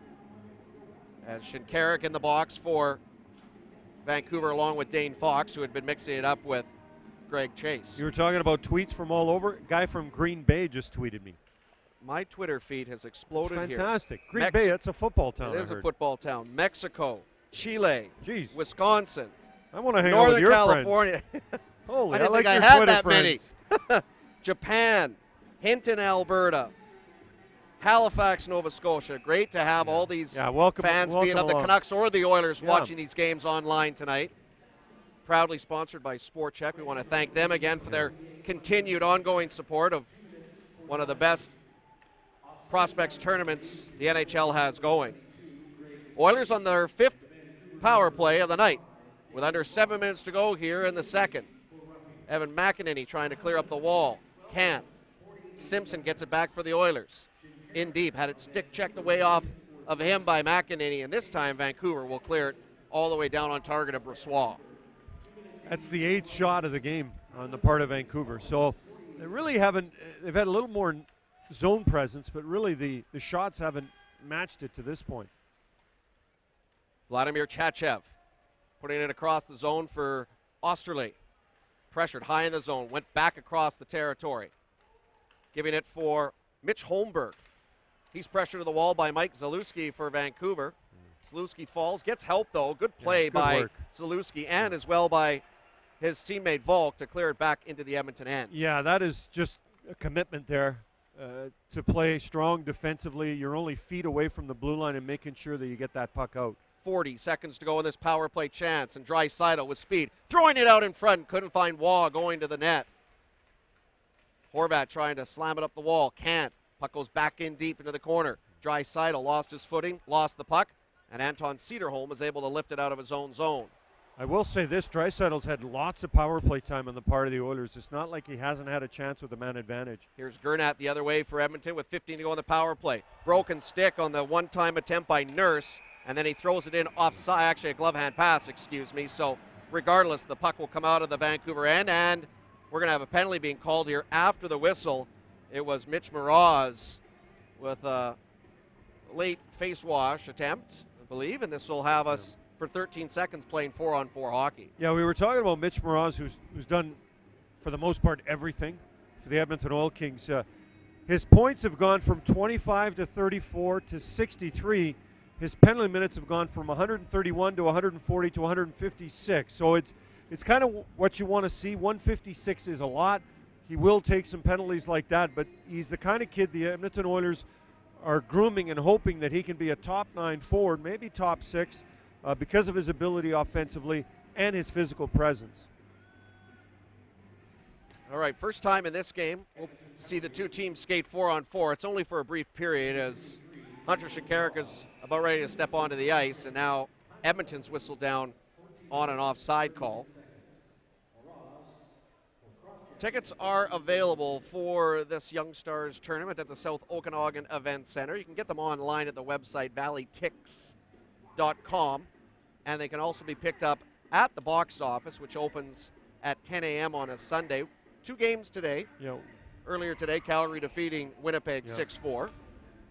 Vancouver's going to have their lone day of the tournament off tomorrow, Gene. They'll be back in action Sunday afternoon when they play the Winnipeg Jets, and you'll be back in the broadcast booth tomorrow for the Battle of Alberta. The Battle of Alberta, Edmonton gets a chance to take on Calgary and get a chance to see some of the bright prospects on the part of the Calgary Flames take on the Oilers. So 2 games in 2 days, and then the Edmonton Oilers get Sunday off before wrapping things up on Monday against Winnipeg. Volk on the power play fell, lost the puck. Subban following up will retrieve. There's 1:20 left in what is the second power play of the game for Vancouver. McEnany and Subban will man the points. Gauntz, Jensen, and Shinkaruk, the forward unit ahead of them. They turn it over at their line. Jackson Houck, Vancouver Giant forward, is able to put it back deep into the Canucks' hand. Threw a hit on McEnany. Play allowed to carry on. Gauntz for Vancouver. Across the line, shovels it down low. Shinkaruk gathers it behind the net. Pressured, gives it back to Gauntz. Feeding to the point for Subban. Across the line for Miles Liberati to Subban. Shot blocked high in the zone by Houck. Shinkaruk retrieves. Liberati, wrist shot through traffic. Stopped and held at the crest of the Oilers' jersey by their netminder, Laurent Brossoit. Yeah, nice work there on the part of the Canucks. It took them probably a little over a minute to get into the zone and get comfortable in the zone. Once they did, they were moving the puck around nicely. The one thing maybe they were missing there was a little more net presence on the Liberati point shot, but otherwise a good setup by Vancouver. Horvat wins a faceoff. It got away, though, from Liberati at the line. Puck will go all the way back into the Vancouver end. 25 to go in this Vancouver man advantage. Canucks fail to get it in deep. Kessie is able to tap it back inside the Vancouver line. One more rush here for Vancouver on the power play. Dane Fox, who had the opening goal in this game, to break the shutout bit of Laurent Brossoit, forced it in deep, but just like that, Musil will hack it back into the Vancouver end, and that'll pretty much do it to this Canucks power play. As Mitch Moroz steps back out onto the ice.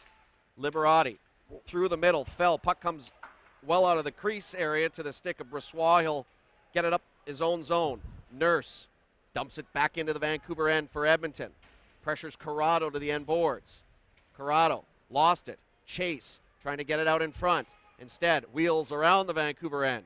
Greg Chase down low for Nurse. Centering feed just put wide by Leon Draisaitl. He had a wide open net. Couldn't find the handle. Yeah, first rounder in 2013 to first rounder in 2014 almost led to a goal. Canucks get it back in deep. Centering feed intended for Martin. It went behind him, but a penalty in the process is being called here against Edmonton, and it's Darnell Nurse getting an interference call, putting Vancouver on their third power play of the game. Yeah, Nurse getting involved at both ends of the ice. Super setup to Leon Draisaitl a few seconds ago. Nurse with 37 assists last year in the part of Sault Ste. Marie. We talked about him mixing physical play with offense. Well, we saw it all in one shift. He nearly sets up the lead goal, and at the other end ends up taking a penalties. He runs into a Vancouver Canucks. So that's what Darnell Nurse has been, and we'll continue to see if that's what he ends up being for the Oilers. So Vancouver again on the power play, their second straight man advantage in the last 2 minutes. Subban retreating to his end boards. Gives off for McEnany. He's pressured behind the net by Connor Jones. Subban gets it back, though, and Vancouver will start the breakout. Nicholas Jensen, in this his third straight Young Stars tournament appearance for Vancouver. Throws a hard hit on Kessie, who is in turn able to clear it out of his own zone for Edmonton. Now a penalty is going to be coming up here against the Oilers. And Kessie laid the lumber to his former Medicine Hat Tigers teammate Curtis Volk. Vancouver has the extra attacker on the ice now. McEnany, it's a 6-on-4, has a shot deflect off Kessie's stick into the end netting, but he's in turn going to go right to the penalty box for a stick infraction, and now Travis Green's team has a golden opportunity to jump into their first lead of the game. Yeah, 6'3", 212-pound Cale Kessie. One of those kids that's kind of earned the opportunity. The Edmonton Oilers a few years ago in the third round took a young, tough guy named Cameron Abney, and he's no longer with the organization. Part of the reason is a kid like Cale Kessie is acquired and gives them something that they're looking for. Off a draw, good work by Jujhar Khaira of the Oilers to get it away from the defense pairing for the Canucks, being Corrado and Subban. Vancouver with the 5-on-3 man advantage for the next 50 seconds will start out of their own zone. Shinkaruk, Horvat, and Jensen, the forward unit ahead of Subban and Corrado. Subban to Jensen, gets away from Khaira. Jensen goes to the point for Corrado. Around the zone for Subban, back to Corrado, to Jensen, to the slot. Subban wanted a one-time feed, but it took a deflection. Canucks, though, will still have time to set it up. Jensen, Corrado, shot, save made, loose puck in the crease, but it's underneath the pads of Laurent Brossoit, and he'll get the whistle. It took them a little while to get things kind of under control with the 5-on-3 and eventually working it to Frankie Corrado. Nice shot by Corrado. Low, tippable there on the part of Bo Horvat, but it went straight through to Brossoit. At first, I don't think he quite knew that it had fallen in the blue paint and in between his pads, but eventually kind of shut the legs together and was able to make sure no one could poke it past him. Horvat taking the draw here for Vancouver against Connor Jones. Jones will win it. Musil put it around his net, can't clear. Under a minute to go in period 2. Canucks on a 5-on-3. Jensen, right face-off circle. Went rink wide to Corrado. Pressure to the ice, got it down low in the zone. One penalty is about to expire here to Darnell Nurse, and he'll step out of the box as the Oilers clear the zone. 40 seconds to play here in this second period. Vancouver would love to head into the locker room in the lead. Still on the power play. Subban floats it around the Edmonton net. Shinkaruk, left side to Dane Fox. Left corner to Bo Horvat. Horvat back around the net. Shinkaruk Passed it off the end net to himself. In front, find Fox. He fanned on it. Shinkarik gets it back with 15 to go in the period. Subban at the line. Back to Shinkarik. Rink wide. Corrado. Subban fires off the skates of Kellen Jones wide. 7 to go in the period. Centering feed. Fox with a one-timer. Save made by Brossoit with 3.2 seconds to go in period 2. Well, as a five-some power play unit, they look good. And boy, Shinkarik, Horvat, and Dane Fox look really good as a line. I'm not so sure that Travis Green will be doing anything with those three. I know that Horvat and Shinkarik played together last year in this tournament, and you're always looking for that sort of third wheel. And I tell you what, Fox is looking very comfortable on that line with, well, Joe, not much time to go. One more chance. Jensen with a shot. Save made. Loose rebound. Pushed to the corner. Oh, they nearly pulled off a buzzer beater to finish off period 2, but Brossoit, who had let in 2 goals on just a handful of shots in the opening minutes of the second period, stands tall to keep this game on level terms. You know what? Laurent Brossoit got better the more action that he got. After only a couple of shots in the first period of play, it seemed like the first couple of shots Vancouver had in period number 2 weren't maybe the kind of goals that Brossoit would like to have let in, but ever since those 2 goals on the part of the Canucks, Brossoit hasn't had a lot of action, but courtesy of the 5-on-3, they've had some really good chances. So Edmonton and Vancouver, not even in shots, but even in goals through 40 minutes, Joey. Lots to talk about coming up in our second intermission. We'll, of course, have a scoring summary, some highlights, also some off-season features from the Edmonton Oilers, including a profile of defenseman Darnell Nurse and what the Oilers did when they had their prospects camp in beautiful Jasper, Alberta. And I'll be joined by the new president of hockey operations for the Vancouver Canucks, Trevor Linden. That's all coming up as it's the Canucks 2 and the Oilers 2 after 2 here at the 2014 Young Stars Tournament, brought to you by Sport Check. Be better. Be better than one guy. Be better than 5 guys, twice your size. Be better out here, way out here, one-on-one against Mother Nature. Be better than a video game. Be better than the history of the game. This season, be better than you've ever been before.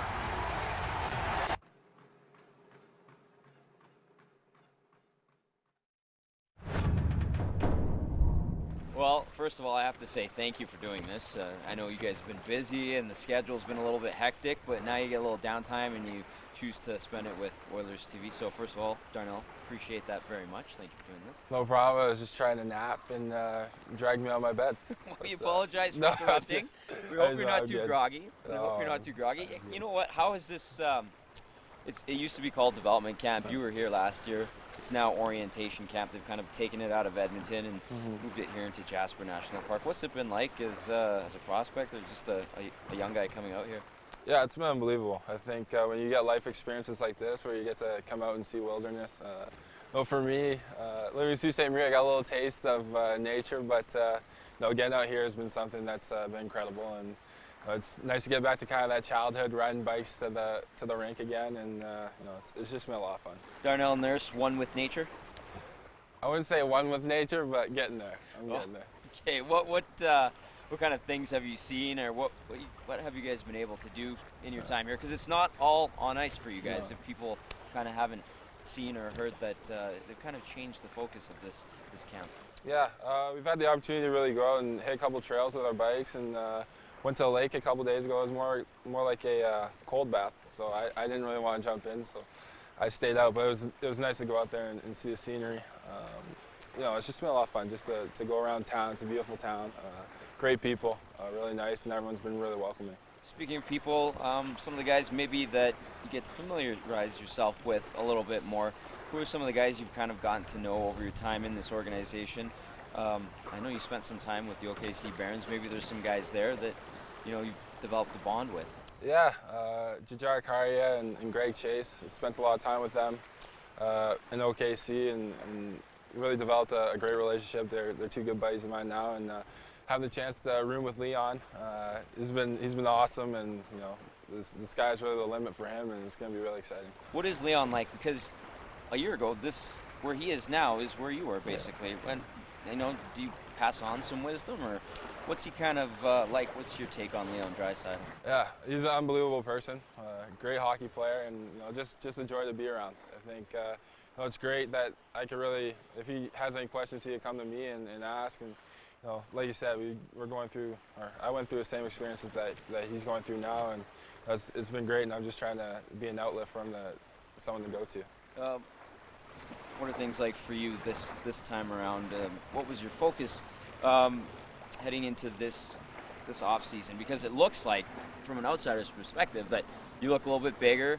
I don't know how much taller you've gotten, or if you've gotten any taller, but you're a pretty tall guy to begin with. But was there a focus to bulk up? Because just at a glance, you go, oh, Darnell looks like he may have put on some muscle there. Yeah, I think that was a big thing for me.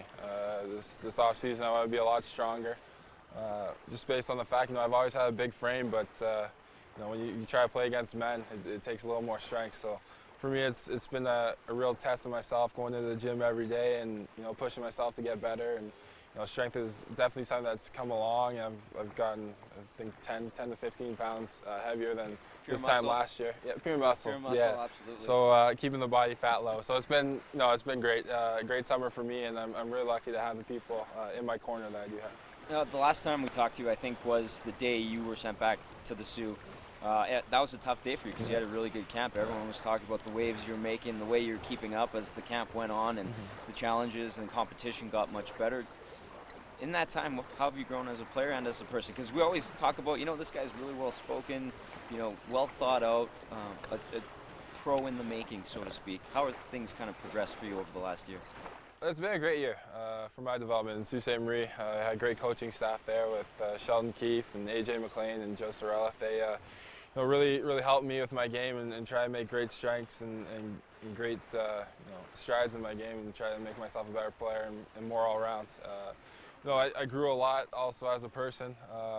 Being not having the opportunity to go play World Juniors at Christmas time, I think obviously that was a little letdown for myself, but it really pushed me to look into my game and see things that I could do a little differently.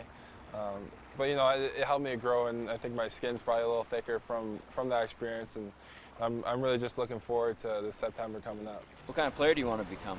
How do you see yourself developing, and what do the Oilers kind of trying to mold you as, and then how do you kind of say, I'm this kind of player? How would you describe that? Yeah, I think in order for me to be successful, being someone who's hard to play against has always been a part of my game. I've always had the ability to put up offense too, but that's kind of just a bonus. For me, the main focus is be someone who's really dependable in their own zone and hard to play against, and try to bring that hard-working attitude to the rink every day. Darnell, thank you for spending some time on the lake with us. Oh, thanks for having me on. I think I might go jump in. It might be a little cold. Just a little chilly. Yeah, a little bit. Enjoy the rest of orientation camp. Thank you again. Thank you very much. Welcome back here inside the beautiful South Okanagan Event Center in downtown Penticton. Joey Kenward with you as the Vancouver Canucks and Edmonton Oilers are in a 2-2 tie after two, and pretty recognizable face for Canucks fans. The president of the organization's hockey operations, Trevor Linden, is with us, and maybe not the best first period you were hoping out of your group, but a nice response in that middle frame. Our goaltenders played pretty well tonight. Thankfully, guys played a little bit better in that second period, but it's hard. You bring a group of guys together, and there's some, a bit of sloppy play out there from our group especially, but we're in a game here, so it's a good thing. They didn't have a prospects tournament, did they? A Young Stars event when you were a young 18-year-old coming out of Medicine Hat, Alberta. What do you think that this event does for today's NHL, or maybe compared to when you stepped into the league in 1990 or 1988? It's a great format. Obviously, you take kids that are playing against their peers. It's a good way to see them at this level, because quite honestly, you take an 18-year-old kid or a 19-year-old kid, you put him into a preseason game, and it's a different situation. He's playing against men, so it's a good step, and it works well. Obviously, when I started, it was 2-a-days and for 6 or 7 days straight. You've got a lot of your recent first-round draft picks here, and we're getting a close-up look at them. The likes of Bo Horvat, Hunter Shinkaruk, Brendan Gaunce, Nicholas Jensen. They're all here for at least a second time. Yep. How important is what they do this week in their development when they get ready for main camp in little over a week's time? Yeah, it's very important. I think the thing about it is that it's a growth for them. It's taking the next step. It's actually watching them here and then giving them some feedback on where they were here and where they need to be, and that's going to be important. I mean, it's interesting to, for Travis, he must think that, compared to what he had last year, and having these young kids, being able to mold these kids in Utica and certainly here is going to be, it's a good sign, no question. Your most recent first-round draft picks, unfortunately, are not on showcase here. For fans that aren't aware, can you give a quick update on both Jake Vertan and Jared McCann? Yeah, it's, as disappointing as it is for us and our fans, imagine how Jared McCann feels. He worked hard all summer long, and his dream was to to have a chance at the National Hockey League, and not being able to come to training camp down with mono, so that's disappointing. Cole Castle's in the same boat. I'm hoping we'll see Cole at main camp. He's got a few more tests to do next week, and then Jake's doing well. He's coming around. Obviously, he had the shoulder surgery in May, and but he's not going to be cleared for contact until probably mid-October. So, time for one more question, Trevor. And I know you get a great opportunity every year to come up to the Okanagan. You do a lot of cycling throughout the valley, but to come here and see what the city of Penticton does now into its 4th year. I know it's your first year being here at this event. Can you just comment on that? I think Penticton's, they're good at hosting world-class events. They've done it many times, and this part of the Okanagan is tremendous. This facility is amazing, and I know Calgary, Edmonton, they love coming out here. Winnipeg loves coming out here, so it's a great venue. It's a great opportunity to be in a city that's just really welcoming, and we're really thankful. It's a great opportunity. Well, we're thankful you can join us here in the intermission break. Enjoy the rest of tonight's game and the rest of the weekend here at the South Okanagan Event Center. Thanks, Joey. Trevor Linden joining us. He is the president of hockey operations for the Vancouver Canucks. Before we get back to the action, let's take another close, in-depth look as to what the Edmonton Oilers were doing this summer during their prospects camp in beautiful Jasper, Alberta.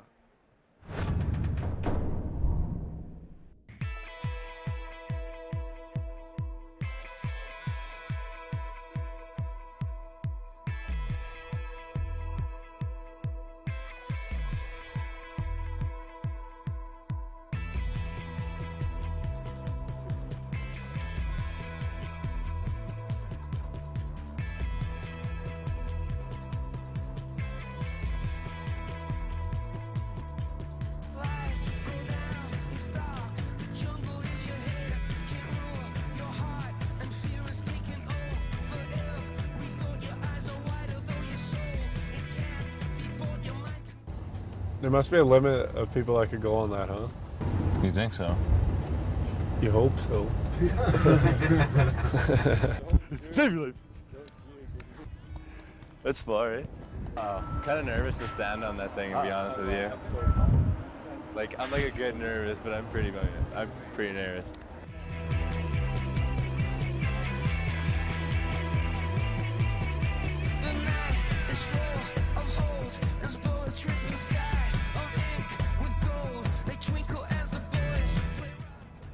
Pretty unreal here. Can't beat the Canadian Rockies, that's for sure. No, I've been here a few times before, but it's nice to come back. Oh, it's telling me how fast the winds get. Gets up to 100 kilometers per hour, which is nuts. Says a lot of other things too, but that's all I got out of it. This doesn't really reassure you at all, but not too long ago, not the bridge, but the glass broke on one of these things, it's somewhere in the States. It's not the most reassuring thing to happen when you're going to go out of this thing. Yeah, you could have told me after. Oh, here we go. This is it, baby.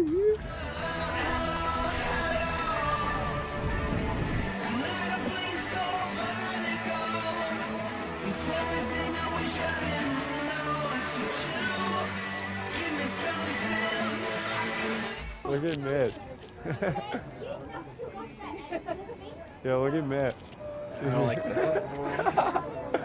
Yeah.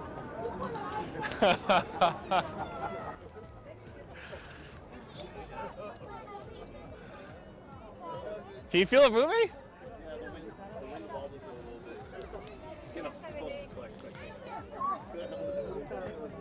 Hate it. Don't do that. I entered like the tour thing. It was like, you're about to walk on air 300 meters. I was like, no, I can't listen to this. Oh, shit. Yeah, I'm doing one. I'm not. Don't tell Bet, so. He's gonna do the same. I'm not gonna post it though. Try not to think about it too much, actually. Sometimes. This isn't too bad. Well, yeah, because I was listening to the thing and it was like, you're about to walk on air, and about 300 meters above the ground, and I started to hit the panic button a little bit. So that was. Then I saw little kids getting on, and I had to come on. Stick it out, yeah. Oh, it does move. It does. Okay, that stop. Hey. Yeah, okay, no. Settle down over there. No jumping, please. Oh, this is awesome.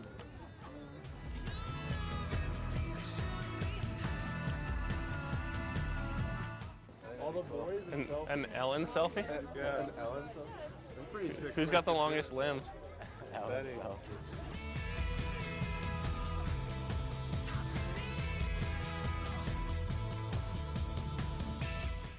Are we all good there? Here it is. Yeah. There. Okay. Be better. Be better than one guy. Be better than 5 guys, twice your size. Be better out here, way out here, one-on-one against Mother Nature. Be better than a video game. Be better than the history of the game. This season, be better than you've ever been before.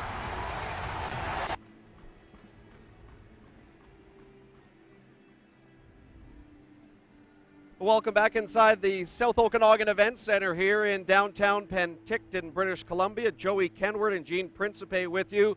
There you see the scoreboard, Vancouver 2, Edmonton 2, as we get ready for the third period of play. And Gene, lots of offensive opportunities resulting in some goals in that middle period of play when Edmonton started the period up 1-0. Yeah, you know, I thought that Vancouver was coming on actually to begin the period, but before you know it, a couple of Russians combined, Ketchev and Yakimov, and the 6'5" centerman for Edmonton gives the Oilers a 2-0 lead. But just about as soon as we saw Edmonton jump into that 2-goal lead, the Canucks come back, and really a lot of the offense has generated in and around Hunter Shinkaruk. There he helps upset Dane Fox to make it 2-1, and the Oilers keep coming. Here is a great chance. Jordan Osterley after the setup by Ketchev, and with Edmonton pressing, then Vancouver comes right back, and they work the puck around nicely. Curtis Volk with the shot. I'm still not sure Brossoit saw it. That tied it up at 2, and then Leon Draisaitl. I thought he was going to get his first goal, give Edmonton a 3-2 lead, but instead tied at 2. We got a good hockey game going, Joe. 25-12, the shots on goal favoring Edmonton through 40 minutes of play. How was your interview with Trevor? Awesome. Yeah. And you can tell how excited he is to be here in Penticton, to see the turnout that the South Okanagan hockey fans and fans throughout the British Columbia interior are coming here to watch it. Of course, it's his first chance as president of Hockey Ops to see this event live and in person firsthand. I think he's liked what he's seen out of his team after a bit of a slow start to this game. Guy thought I was Trevor Linden, then realized I wasn't, and then got the real Trevor Linden. Last year, a guy thought I was Roberto Luongo's brother. I wish I wouldn't be covering the Young Stars tournament. I'd be driving a Porsche in Florida, I betcha. All right, the penalty to Cale Kessie, which carried on from period 2, has now expired. Vancouver is 0 for 3 with the man advantage in this game. Oilers, by the way, are 1 for 5. Anton Cederholm for Vancouver, feeding it through the middle, trying to find Bo Horvat with a pass. Puck got away from him. Oilers will regain control behind their own net. It's the captain for Edmonton in this game. Dylan Simpson steers it to center. Dumping it down into the Vancouver end. Kellen Jones trying to get it around the net for Kessie. He was pressured off the puck. Horvat deep in his own territory. Does good work to get it off the wall to the line and all the way back into the Edmonton zone. Darnell Nurse, who's been pretty impactful player tonight on the Putty Oilers, has taken a penalty, but really has been jumping up into the play whenever he's had a chance, which is what they want to see out of him. He's had 2 shots on goal through 2 periods of play in this game. By the way, the leading Oiler as far as shots on goal so far tonight has been Greg Chase. He's got 4. Dane Fox and Nicholas Jensen each with 3 shots apiece to lead Vancouver. Puck back in the Edmonton end. Laurent Brossoit will poke it out of the blue paint of his crease to the far corner. The Oilers get the puck and out to center they come. Martin Gernat to Leon Draisaitl. Stick checked off the puck when he was trying to get it free to Mitch Moroz. Gauntz wraps it around the wall, can't clear. Osterley with a long drive, or Mitch Holmberg, with a long drive, sails wide. And the Canucks will have a chance to take possession in their own territory with the Oilers making a change on the fly. Vancouver now will make a full-scale change with Miles Liberati ripping it in deep. Jujhar Khaira for Edmonton. Out of his own zone. Giving to David Musil. Feeding for Marco Waugh. Backhands it low into the Vancouver end. Khaira pressured by Subban. Puck got away from them to the far point. Long shot blocked. Now it's free into the slot for Waugh, who is denied by Austin Lotz right at the top of his crease. He makes his 24th save of the game. Yeah, I mean, the reason we have a game is because of Austin Lotz, especially in that first period of play when Edmonton had 17 shots, just kind of on the lip of the blue paint there, in good position. Jujhar Khaira attempting to put together a pretty good screen, but Lotz looked pretty comfortable in corralling that Marco Waugh shot. Action back in the Vancouver end. Osterley at the line, getting it down for Holmberg. The reigning scoring champ in the Western Hockey League with the Spokane Chiefs. Has had a relatively quiet night so far, but still lots of hockey to be played. Here comes Jonathan Martin, rolling it to the crease. Brossoit kicks it away. Khaira around his net. Jeremy Blaine forces it back down low in the zone. Simpson for the Oilers regroups. Out to center. Waugh will deflect it into the Vancouver end. Cederholm will be first to it. Gives off for Blaine, and now Vancouver will have a chance to start out to center. Blaine forces it deep into the Oilers' end. Brossoit will put it to the corner. Bo Horvat got to it. To the line for Blaine. His shot is deflected very high over the end netting into the crowd, and out of play for a whistle. Jeremy Blaine, who's been here, done that, except he was wearing the uniform of the Edmonton Oilers. Once drafted by the Oilers, 4th round, 91st overall in 2010. You know, the Edmonton Oilers back then were sort of more in a forward mode. It's only been in the last couple of years where they've gone really heavy with defensemen, and defensemen that are playing in this tournament, for example. Oh, here's a giveaway. A feed in front. Shinkarik couldn't find it. It rolled right off the toe of his stick at the top of the blue paint. Vancouver close to getting into their first lead of this game. Corrado with a stretch pass up the wall finds Dane Fox. He'll deflect it back into the Edmonton end. Kachuk for Edmonton for Bogdan Yakimov. Giving back to Kachuk. In front to Gernat, who shoots and scores.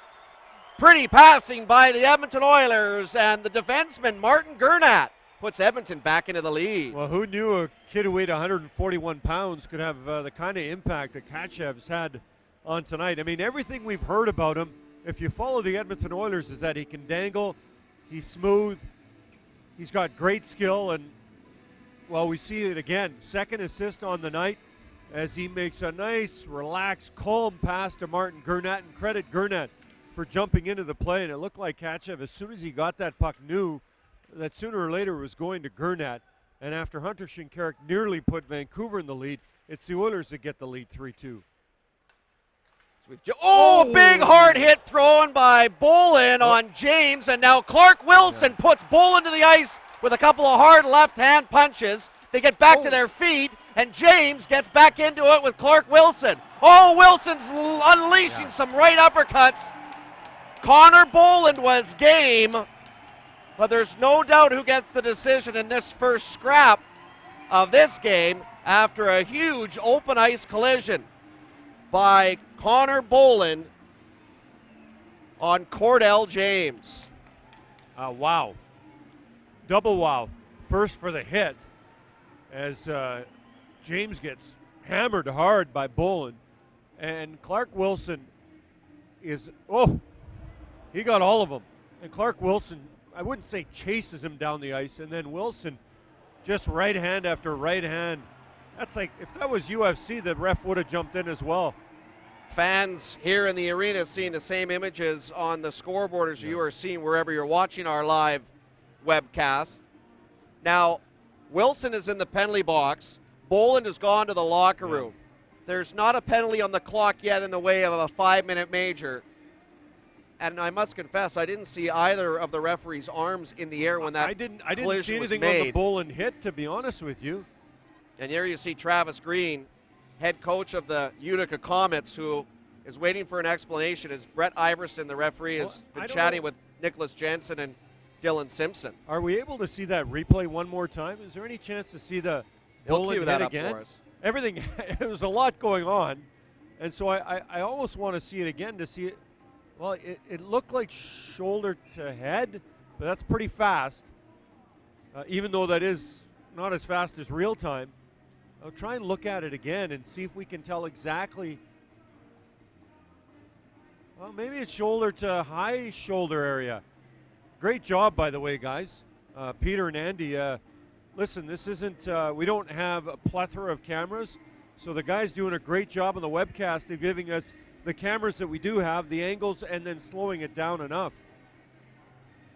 So it is remaining 5-on-5 hockey as Boland has gone to the locker room for Edmonton. Yeah, he went straight there. He didn't even bother making a beeline to the penalty box. As Laurent Brossoit is able to cover up and get the whistle. 4:15 gone here in the third period. In case you're just joining us, the Oilers led 1-0 after 1 on a goal by Mitch Moroz. The game was tied 2-2 after 2. Bogdan Yakimov scored for Edmonton before Dane Fox and Curtis Volk replied for Vancouver. And then just moments ago, Martin Gernat put Edmonton back into the lead. Where's Clark Wilson? In the penalty box, I believe. I couldn't see him there. Yeah. Resting his hands. He unleashed a couple of hard uppercuts on his opponent, who's very well maybe in the dressing room getting some stitches. Yeah, Wilson's. Here's Dane Fox for Vancouver, putting it to the point. Corrado with a shot. Save made. Rebound fanned on by Shinkarik. Delayed penalty coming up here to the Oilers as a high stick infraction is going to go against Edmonton's Mitch Moroz. Yeah. It is only a minor penalty, so Vancouver will go to work on their fourth power play of this game. Well, the Oilers kind of unraveling would be overstating it, but getting themselves into a little bit of trouble here with penalties. Mitch Moroz, that's the second time he's gone to the penalty box. And we discussed the fact that his development has been strong with the Oil Kings, but that's not a penalty you want to take with a 1-goal lead in the third period. Canucks trying to make this a 3-3 hockey game with the extra skater, but they lose possession of the blue line and they'll have to regroup. Kellen Jones will force it back into the Vancouver end. Penalty killing up front with his twin brother, Connor Jones. Kellen is 10 minutes older than Connor. And they did wear matching sweaters till they were 13, in case you're wondering at home. When they finally said, Mom, stop it with the matching clothes. Here's Waugh getting around McEnany, and his shot is denied by Austin Lotz. Fantastic move, shorthanded by Marco Waugh. Equally as good a stop by Austin Lotz. 1:15 to go in this power play chance for Vancouver.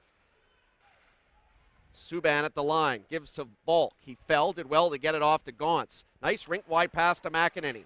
Slap pass towards the corner, deflected off a stick into the end netting and out of play with 1:04 left in this power play chance for Vancouver. Well, Mitch Moroz, a second-round pick in 2012, watches a second-round pick in 2013. Marco Waugh with the great dance step around Evan McEnany. And this is one of those penalties. We talked about Mitch Moroz being such a character player. It's one of those, if you can kill it off, you'd like to, for a guy who would have your back anytime, anywhere, any place if necessary. Oilers trying to clear it out of their zone while short-handed. Liberati pinching it off the blue line. Pressured off the puck, got help from Horvat. Canucks retrieve, but it got away from Shinkarik. And Vancouver will have to regroup at center. Here goes Liberati across the line. Went into traffic, lost the puck. And Connor Jones will skate it back into the Vancouver end. Roll a shot on target. Lotz will glove it down, and the Canucks will have one more opportunity to get things going on this power play. Corrado, lead feed to center. Got away from Shinkarik. Easy pickings for Martin Gernat, who's able to clear to the line and out, as Liberati could not keep it in time. 14 seconds to go in this Vancouver man advantage. Bo Horvat singing the praises of the London Knights, kind of allowing him to come out west, earlier than they would necessarily have to allow him to come out. Been skating with many of the Vancouver Canucks, and he was saying as well out east in London, guys like Corey Perry and Drew Doughty who will skate there in the offseason. Oftentimes some of those young London Knights also get a chance to skate with former London Knights like Perry and Doughty. So the hockey community, as big as it is, it's very small, especially in your own specific areas where former members of that organization help out current members of the organization. Penalty to Mraz has expired. Vancouver now 0 for 4 with the power play and trailing Edmonton 3-2. McEnany shot from well out, sails wide. Gernat is able to tap it back to center ice for Edmonton. Gernat retrieving for the Oilers. Passing off for his defense partner, Jordan Osterley. He just threw it out of his own zone and went right to Subban's stick. And now the Canucks have a chance to put pressure on the Oilers into their zone. Subban across the line. Dropping a pass. Here's Martin. Couldn't get a feed off the corner. Got it back around the net, though. Onto the puck is Mike Zaleski. Behind the net for Brendan Gaunce. Wraparound attempt. Put it to the crease, and it couldn't find a teammate with the puck. And Yakimov for Edmonton will clear it the other way. 7.5 gone here in period 3. Oilers leading the Canucks 3-2. And this the second game of the 2014 Young Stars Tournament, brought to you by Sport Check. Vancouver will have the day off tomorrow. Edmonton will renew their rivalry in the Battle of Alberta with the Calgary Flames tomorrow night. Now we've got a penalty coming up here as off the puck, a tripping infraction is going to go against the Canucks, and the guilty party for Vancouver will be Brendan Gaunce. Yeah, that's one of the, he'd done such a great job 30 seconds ago with real diligent work ethic to try and slide the puck out front, which almost led to a goal, and then takes a penalty like that. He's probably got his head down a bit. Just more than anything, not happy with himself with the predicament of the game and giving Edmonton's power play another chance. 6-man advantage of the night for the Oilers. Jujhar Khaira trying to corral it off the corner boards. Lost his footing. Kicked it free, though, to Mitch Holmberg. To the line for Simpson. Rink wide for Darnell Nurse. Back to Dylan Simpson. Wrist shot. Stopped low in front by Corrado. He'll hack it to the wall, but can't clear. Khaira behind the net. Shovels it down low for Holmberg. Waiting off the boards. Beside the net. Giving off for Khaira. Looking in front. Simpson had his pass deflected away by Horvat, who quickly wheels out to center. Gives for Shinkarik and across the line. Hunter Shinkarik back for Horvat. He was tied up at the last second by Kachev coming back into his own zone. Oilers back the other way in numbers. Holmberg across the line. Ragging the puck. Throws it towards the goal, and it's deflected out of danger by netminder Lotz. Kachek back in deep. Giving off for Holmberg. Back to Kachek down low. Pressure to the corner. Returns it to Holmberg. They'll switch spots. Mitch Holmberg now into the slot. Releases a shot. Put it just wide. Kachek getting it back for Edmonton. Beside the net. Holmberg for Waugh. Back off to the left wall for Vladimir Kachev. Dishing now to Martin Gernat. His pass hit Kachev in the skate, and the puck will deflect back out to center. 30 seconds to go in the minor penalty to Brendan Gaunce. 10:40 to go in the third period. Vancouver down 3-2 to Edmonton here in Penticton. Mitch Mraz hit to the ice by Zaleski, but he got it rink wide on the far side for Osterley. Far side boards, giving off to Waugh for Osterley. Near side boards for Greg Chase. Back to Osterley with 8 to go in the power play. Down low for Waugh. Pass deflected off the stick of Curtis Volk. Back into the Oilers zone. That does it to the Edmonton man advantage. Canucks force a turnover. Gaunce across the line for Nicholas Jensen. Weak shot kicked away by Bressois. Jensen getting it back for Vancouver. pressured off the puck. Waugh will get it back for Edmonton, and the Oilers come clean to center. On it is Chase. Dishes it down low. Waugh in pursuit. Missed the puck. Cale Kessie finds it, though, free for Edmonton. Battling on the corner boards with Gaunce. They both fall. They both lose the puck, and Vancouver will clear. We passed the midway stage now of this third period. Canucks trying to pull back level here with Edmonton. Kessie cycling it behind the Vancouver net. Cederholm for the Canucks. Can't corral it. Connor Jones behind the net. Trying to feed it in front. Missed Kessie in the blue paint. Simpson back of the line. Goes rink wide. Here now is Musil. His shot denied by Lotz. Loose puck in front. Found by Vancouver. And the Canucks, a little bit on their heels, will immediately ice it into the Edmonton territory. Yeah, nice pressure by Edmonton, which nearly leads to a sixth goal in this hockey game on the part of these two teams. It's been a night where there have been some good chances by both clubs. And, you know, Vancouver is still inching towards that 20-shot mark, but they really had some good chances on Brossoit. 33-19, the shot clock right now favoring Edmonton. Here's Nurse at the line. His shot was a weak one. It was blocked in the slot as he broke a stick, and here come the Canucks the other way in numbers. Horvat in across the line. Lets a wrist shot go. Stopped on the right side shoulder by Brossoit. Feet in front. Dane Fox denied in a chancing close. Shinkarik back to the line. Corrado's long attempt gloved easily and held by Laurent Brossoit, who will get the whistle. Second time tonight that Darnell Nurse has had a broken stick. Previously, he absolutely shattered it, and so there was no doubt that it was broken. This one, it was hard to tell, but it still did break, and that led to the pressure. These two probably familiar with each other from the Ontario Hockey League, one with Sault Ste. Marie, that being Darnell Nurse, and Dane Fox with the Erie Otters, and they still continue to talk about what's been going on tonight. And I'm sure fans for the Canucks and Oilers are talking about the goals that these two teams have scored this evening. One not scored there on the part of the Canucks, thanks to some good goaltending on the part of Laurent Brossoit, as they've inched a little bit closer to the Oilers with 33 shots on goal so far this evening, 22 on the part of Vancouver. It is a 3-2 hockey game, and this is how we got there. Mitch Moroz with some good net presence.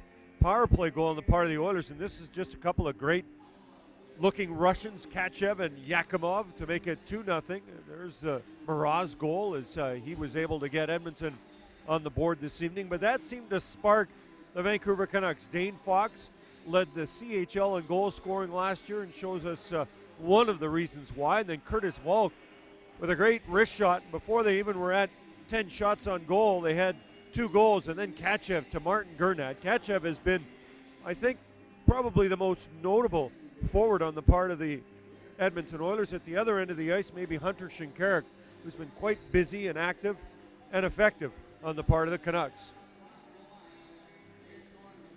Vancouver, as mentioned, will continue on with their portion of the 2014 Young Stars tournament here in Penticton on Sunday afternoon at 2 o'clock Pacific start time when they entertain the Winnipeg Jets. The Edmonton Oilers will be in action tomorrow when they play the Calgary Flames. Flames beat the Jets in the tournament opener earlier today by a 6-4 final.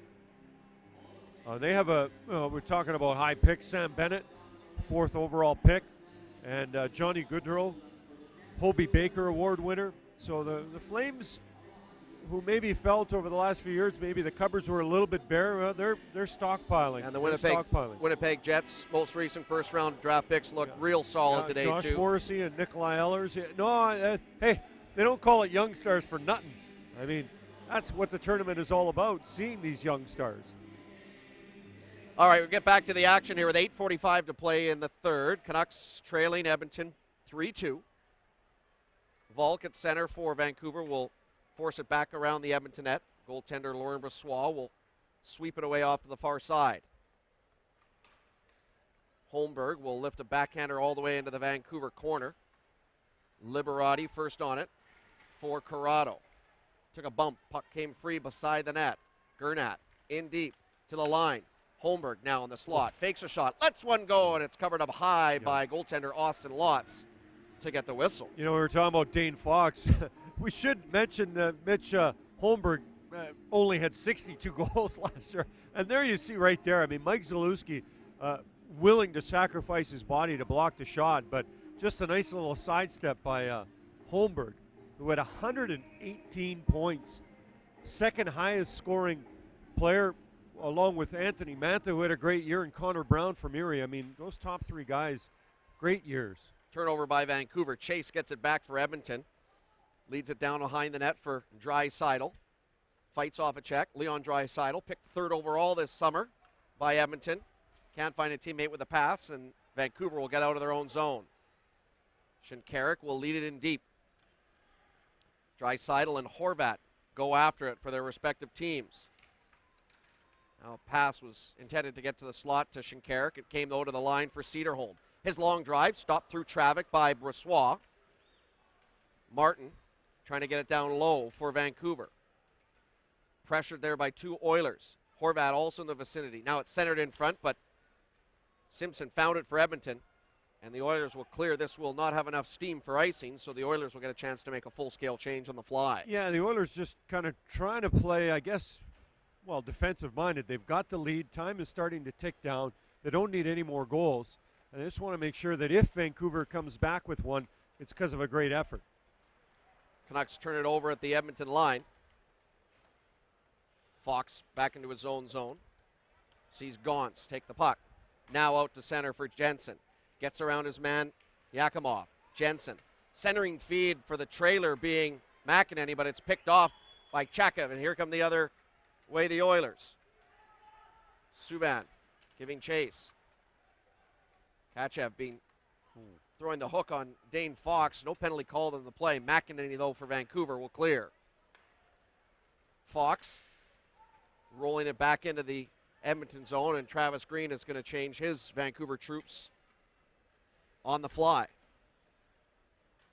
Kachev leaving it for Musil to center ice for Kellen Jones, for his brother Connor Jones. Run hard to the end boards on a good hit by Frank Corrado. That gets a rise out of the Canuck faithful here in Penticton.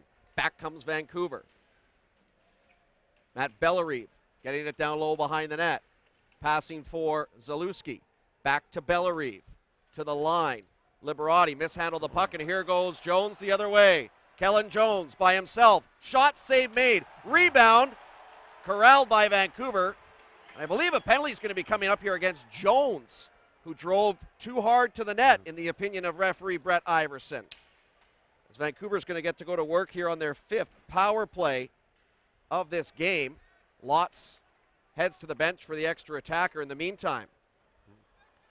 Canucks turn it over in front of the benches. It won't matter. A faceoff will come into the Edmonton zone, and it's a goalie interference penalty against Jones, who had himself just seconds earlier had a golden opportunity to score. Yeah, he's wondering why, but he went flying into the zone and just kind of kept going into Lotz. I mean, I don't think there was a lot of intention to injure the goalie, but he did run into the goalie after Austin Lotz had made a great save. So super, this power play is yet to score.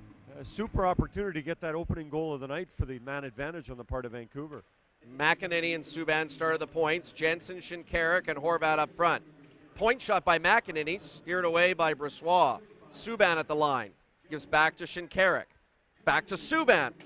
Hammers a shot wide off the end boards, and Brossoit, taking no chances, will cover up beside his net for the whistle. Nice little soft pass by Hunter Shinkarik to Subban, and Bo Horvat standing out in front of Laurent Brossoit. When the Oilers have had success, whether it be with the power play or 5-on-5, they've had a pretty good net presence, and now Vancouver trying to do the same thing. Minute 42 left in the penalty to Jones. Jensen for the Canucks. Gives for his D-man Subban to Corrado. Near wall for Shinkarik. Down low beside the net to Horvat. In front, Jensen stopped. Rebound, Subban denied by Brossoit. Great chances for Vancouver on the power play, but they can't find the equalizer just yet. They'll regroup. Jensen back to the line to Subban. Rink wide to Corrado. Fakes a shot. Gets it near wall to Shinkarik. Rink wide pass deflected off the stick of Edmonton's Marco Waugh. Subban retreating to the line. Pressured. Forces it in deep. Horvat pinned to the end boards by Musil. He finds the puck for Edmonton, but fails to clear. Corrado with a minute to go on the man advantage. Gives off to Shinkarik. Back to Corrado. His shot kicked away through a screen by Brossoit. Jensen knocked down. Shinkarik tied up. Loses the puck. And the Oilers on their heels clear it out of their own zone. Best power play by far on the night on the part of Vancouver. Even more pressure and more organized when they had the 5-on-3 in period number 2. Thanks to Laurent Brossoit. Otherwise, this game's tied at 3. Fox out to center. Falls. Gets it free, though, to McEnany. Across the line. Dropping it. Gaunt's wrist shot stop. Loose puck on the rebound. Found by the Canucks, and they score! And it's Curtis Volk for Vancouver, getting his second goal of this game on the power play. The Canucks pull into a 3-3 tie. You know what, Joey? They just kept coming and coming and coming, and their confidence grew and grew as that power play continued with 23 seconds left in the power plays when they finally were able to get by Brossoit. And I think Laurent might have been, I'm not sure he was stunned, but that first shot hit him up on the mask, and then it ended up being shot number 3, if my count is correct, by Volk, as he couldn't quite corral the rebound, saw it, couldn't get to it, and after some stellar goaltending on the part of Laurent Brossoit, Volk for a second time has beaten Brossoit, and we're tied at 3 with under 4 to go. Canucks now 1 for 4 unofficially on the power play. Curtis Volk, who had 43 goals this past season, 47, excuse me. Don't want to shortchange the Medicine Hat native, but led the Tigers in scoring, and now he has 2 in this game for Vancouver. Canucks come to center. Zalewski across the line. Clark Wilson chasing it into the corner. Gets help from Zalewski to move it back around the Edmonton net. Zalewski put it down low. Draisaitl throws a hit on Horvat to get the puck free for Edmonton, and he'll have a chance to clear. But it's picked off by Zalewski, and good work by the Canucks forecheckers to keep Edmonton hemmed in their own end of the rink. Under 3 minutes to play here in period 3. It's the Canucks 3 and the Oilers 3. Vancouver getting it back into the Edmonton end. Jonathan Martin trying to get it out in front. There's Horvat, but I don't think he was expecting to see the puck come right to him, and he put it across the goal mouth. Here comes Vancouver, back the other way. Horvat, wrist shot, save made by Brossoit, and he'll cover up for the whistle as the tide really has turned in favor, momentum-wise, for the hometown Canucks. Joey, remind me after one period of play, what were the shots? 17-3 in favor of Edmonton. Now tell everybody what the shots are now. Well, the Oilers still lead in that category, but not by much. It's 35 for Edmonton and 29 for Vancouver. Incredible how Vancouver has really stepped it up. More offensive zone presence and way more shots. Vancouver has 17 shots on goal in this period alone, and they're not finished yet. At the point, Corrado's shot whistled through traffic wide. Puck back to the line for Subban. Down behind the net. Jensen pressured to the ice by Musil. Jensen trying to get back to his feet, has the puck underneath him. Musil has him pinned along the boards. Gauntz is also there in the vicinity with Kara. Gauntz finds it to Fox. His one-timer is denied by Laurent Brossoit, and he'll cover up for the whistle. Yeah, a little bit of a changing up of the lines after that power play is Fox with Gauntz and Jensen. And I tell you what, Dane Fox just finds that puck, or it finds him. It gets it off very quickly. Player of the month, one of the months last season, 29 points in 10 games is what he had for Erie. Under 2 minutes to play now here in regulation. Canucks and Oilers trying to break this 3-3 deadlock. Vancouver forcing it back into the Edmonton end. Gernat lifts it up the wall. Kessie can't handle it. Corrado throws it right to the net, and Brossoit will take no chances to cover it up. Well, Frankie Corrado, one of the kind of interesting characters as we look at Mike Zalewski, who, as you mentioned, made his debut with the Vancouver Canucks last season. And now here's a guy from New Hartford, New York. Chances are he'll be in Utica. And Utica is only 12 miles away from his hometown. So if you're not going to make the NHL, sure is nice to have a chance to play close to home. Talk more about what makes that building in Utica famous. in a moment. Meantime, a minute 25 to go here in regulation. Oilers to center. Cale Kessie loses possession of the puck. Horvat the other way. In across the line. Drops a pass for Jensen. His wrist shot, save made. Rebound. Horvat can't find the handle. Osterley for the Oilers fails to clear. Nurse battling behind the net. Gets a stick up high on Hunter Shinkaruk. Meantime, the puck comes free, and Draisaitl will come to center. Under a minute to go here in the third period with the Canucks and Oilers tied at 3. Volk behind his net. Left it for Blaine. He turns it over. Puck comes out in front. It's chopped wide of the target by Draisaitl. Mraz getting it back down low. Draisaitl getting help off the near wall for Chase. His wrist shot misses on the short side of Lotz. 35 to go here in the third. Puck back onto the stick of Chase. Looking back to the line. Instead, dishes to the boards for Osterley. Down low for Draisaitl. Centering feed, blocked by Corrado. Draisaitl, though, gets it back. To the point. Chase feeding it down low. No Oiler will get the puck free, though, ahead of Jeremy Blaine, and he'll lift it out to center. 10 seconds to go. Maybe one more rush here for Edmonton. Osterley will snap it back into the Vancouver corner. Canucks have a chance to clear. Fail to do so.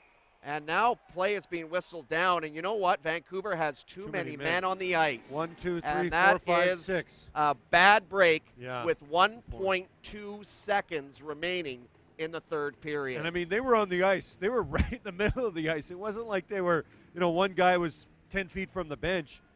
That's one of the easiest too many men on the ice calls that this officiating crew is probably ever going to make.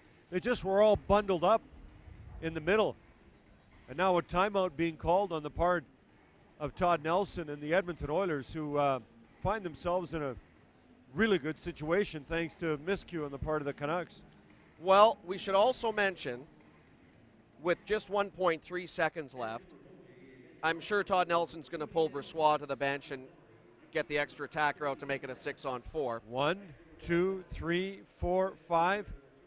There's 6. Well done, guys. Well done.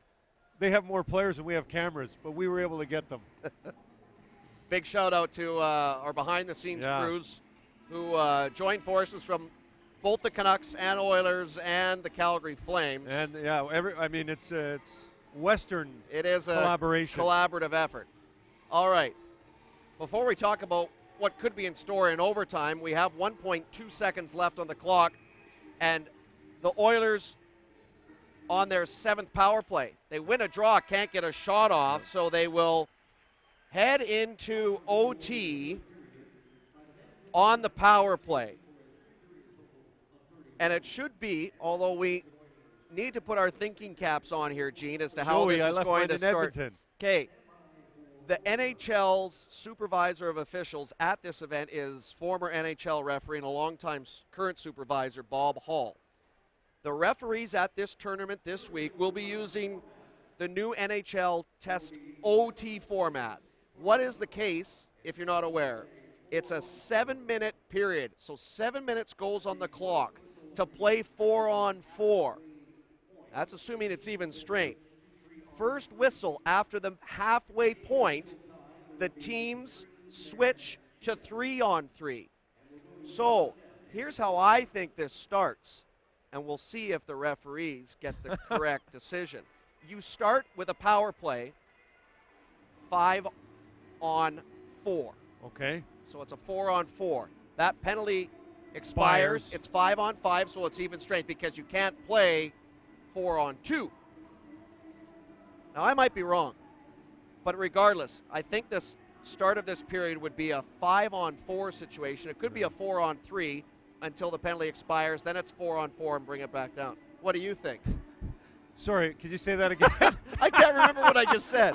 No, I don't know. I think you're right about the 5. I mean, that would make most sense, right? But we'll have to watch and see. Like right now, the Canucks appear to have 4 players and their goalkeeper on the ice. And the Oilers have 5 skaters. And the Oilers have 5 skaters. And their netminder, Laurent Bressois.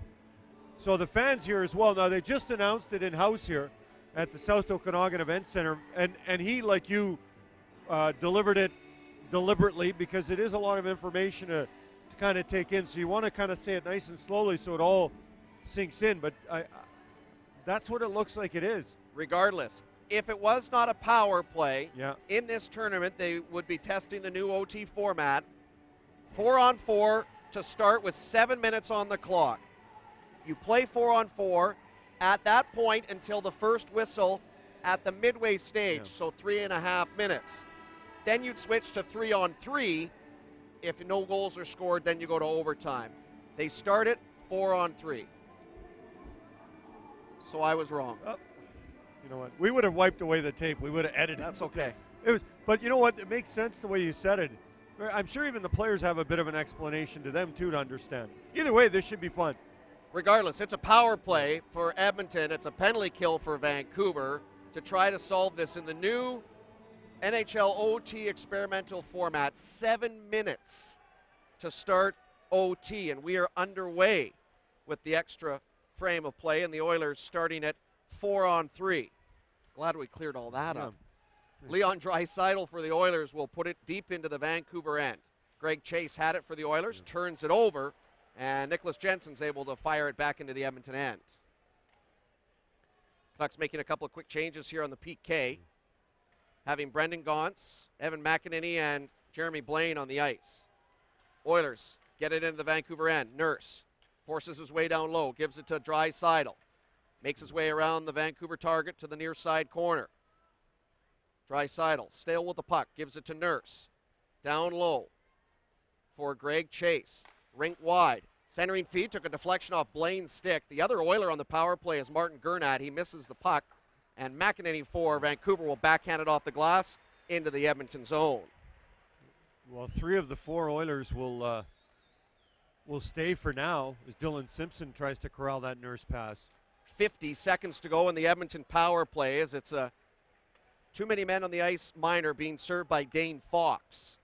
Again, it's a 7-minute overtime period, which if there wasn't a power play would start 4-on-4. We'll see if it gets to 3-on-3. Oilers want to have something to say about that as Darnell Nurse forced it behind the Vancouver net. No Oiler was there.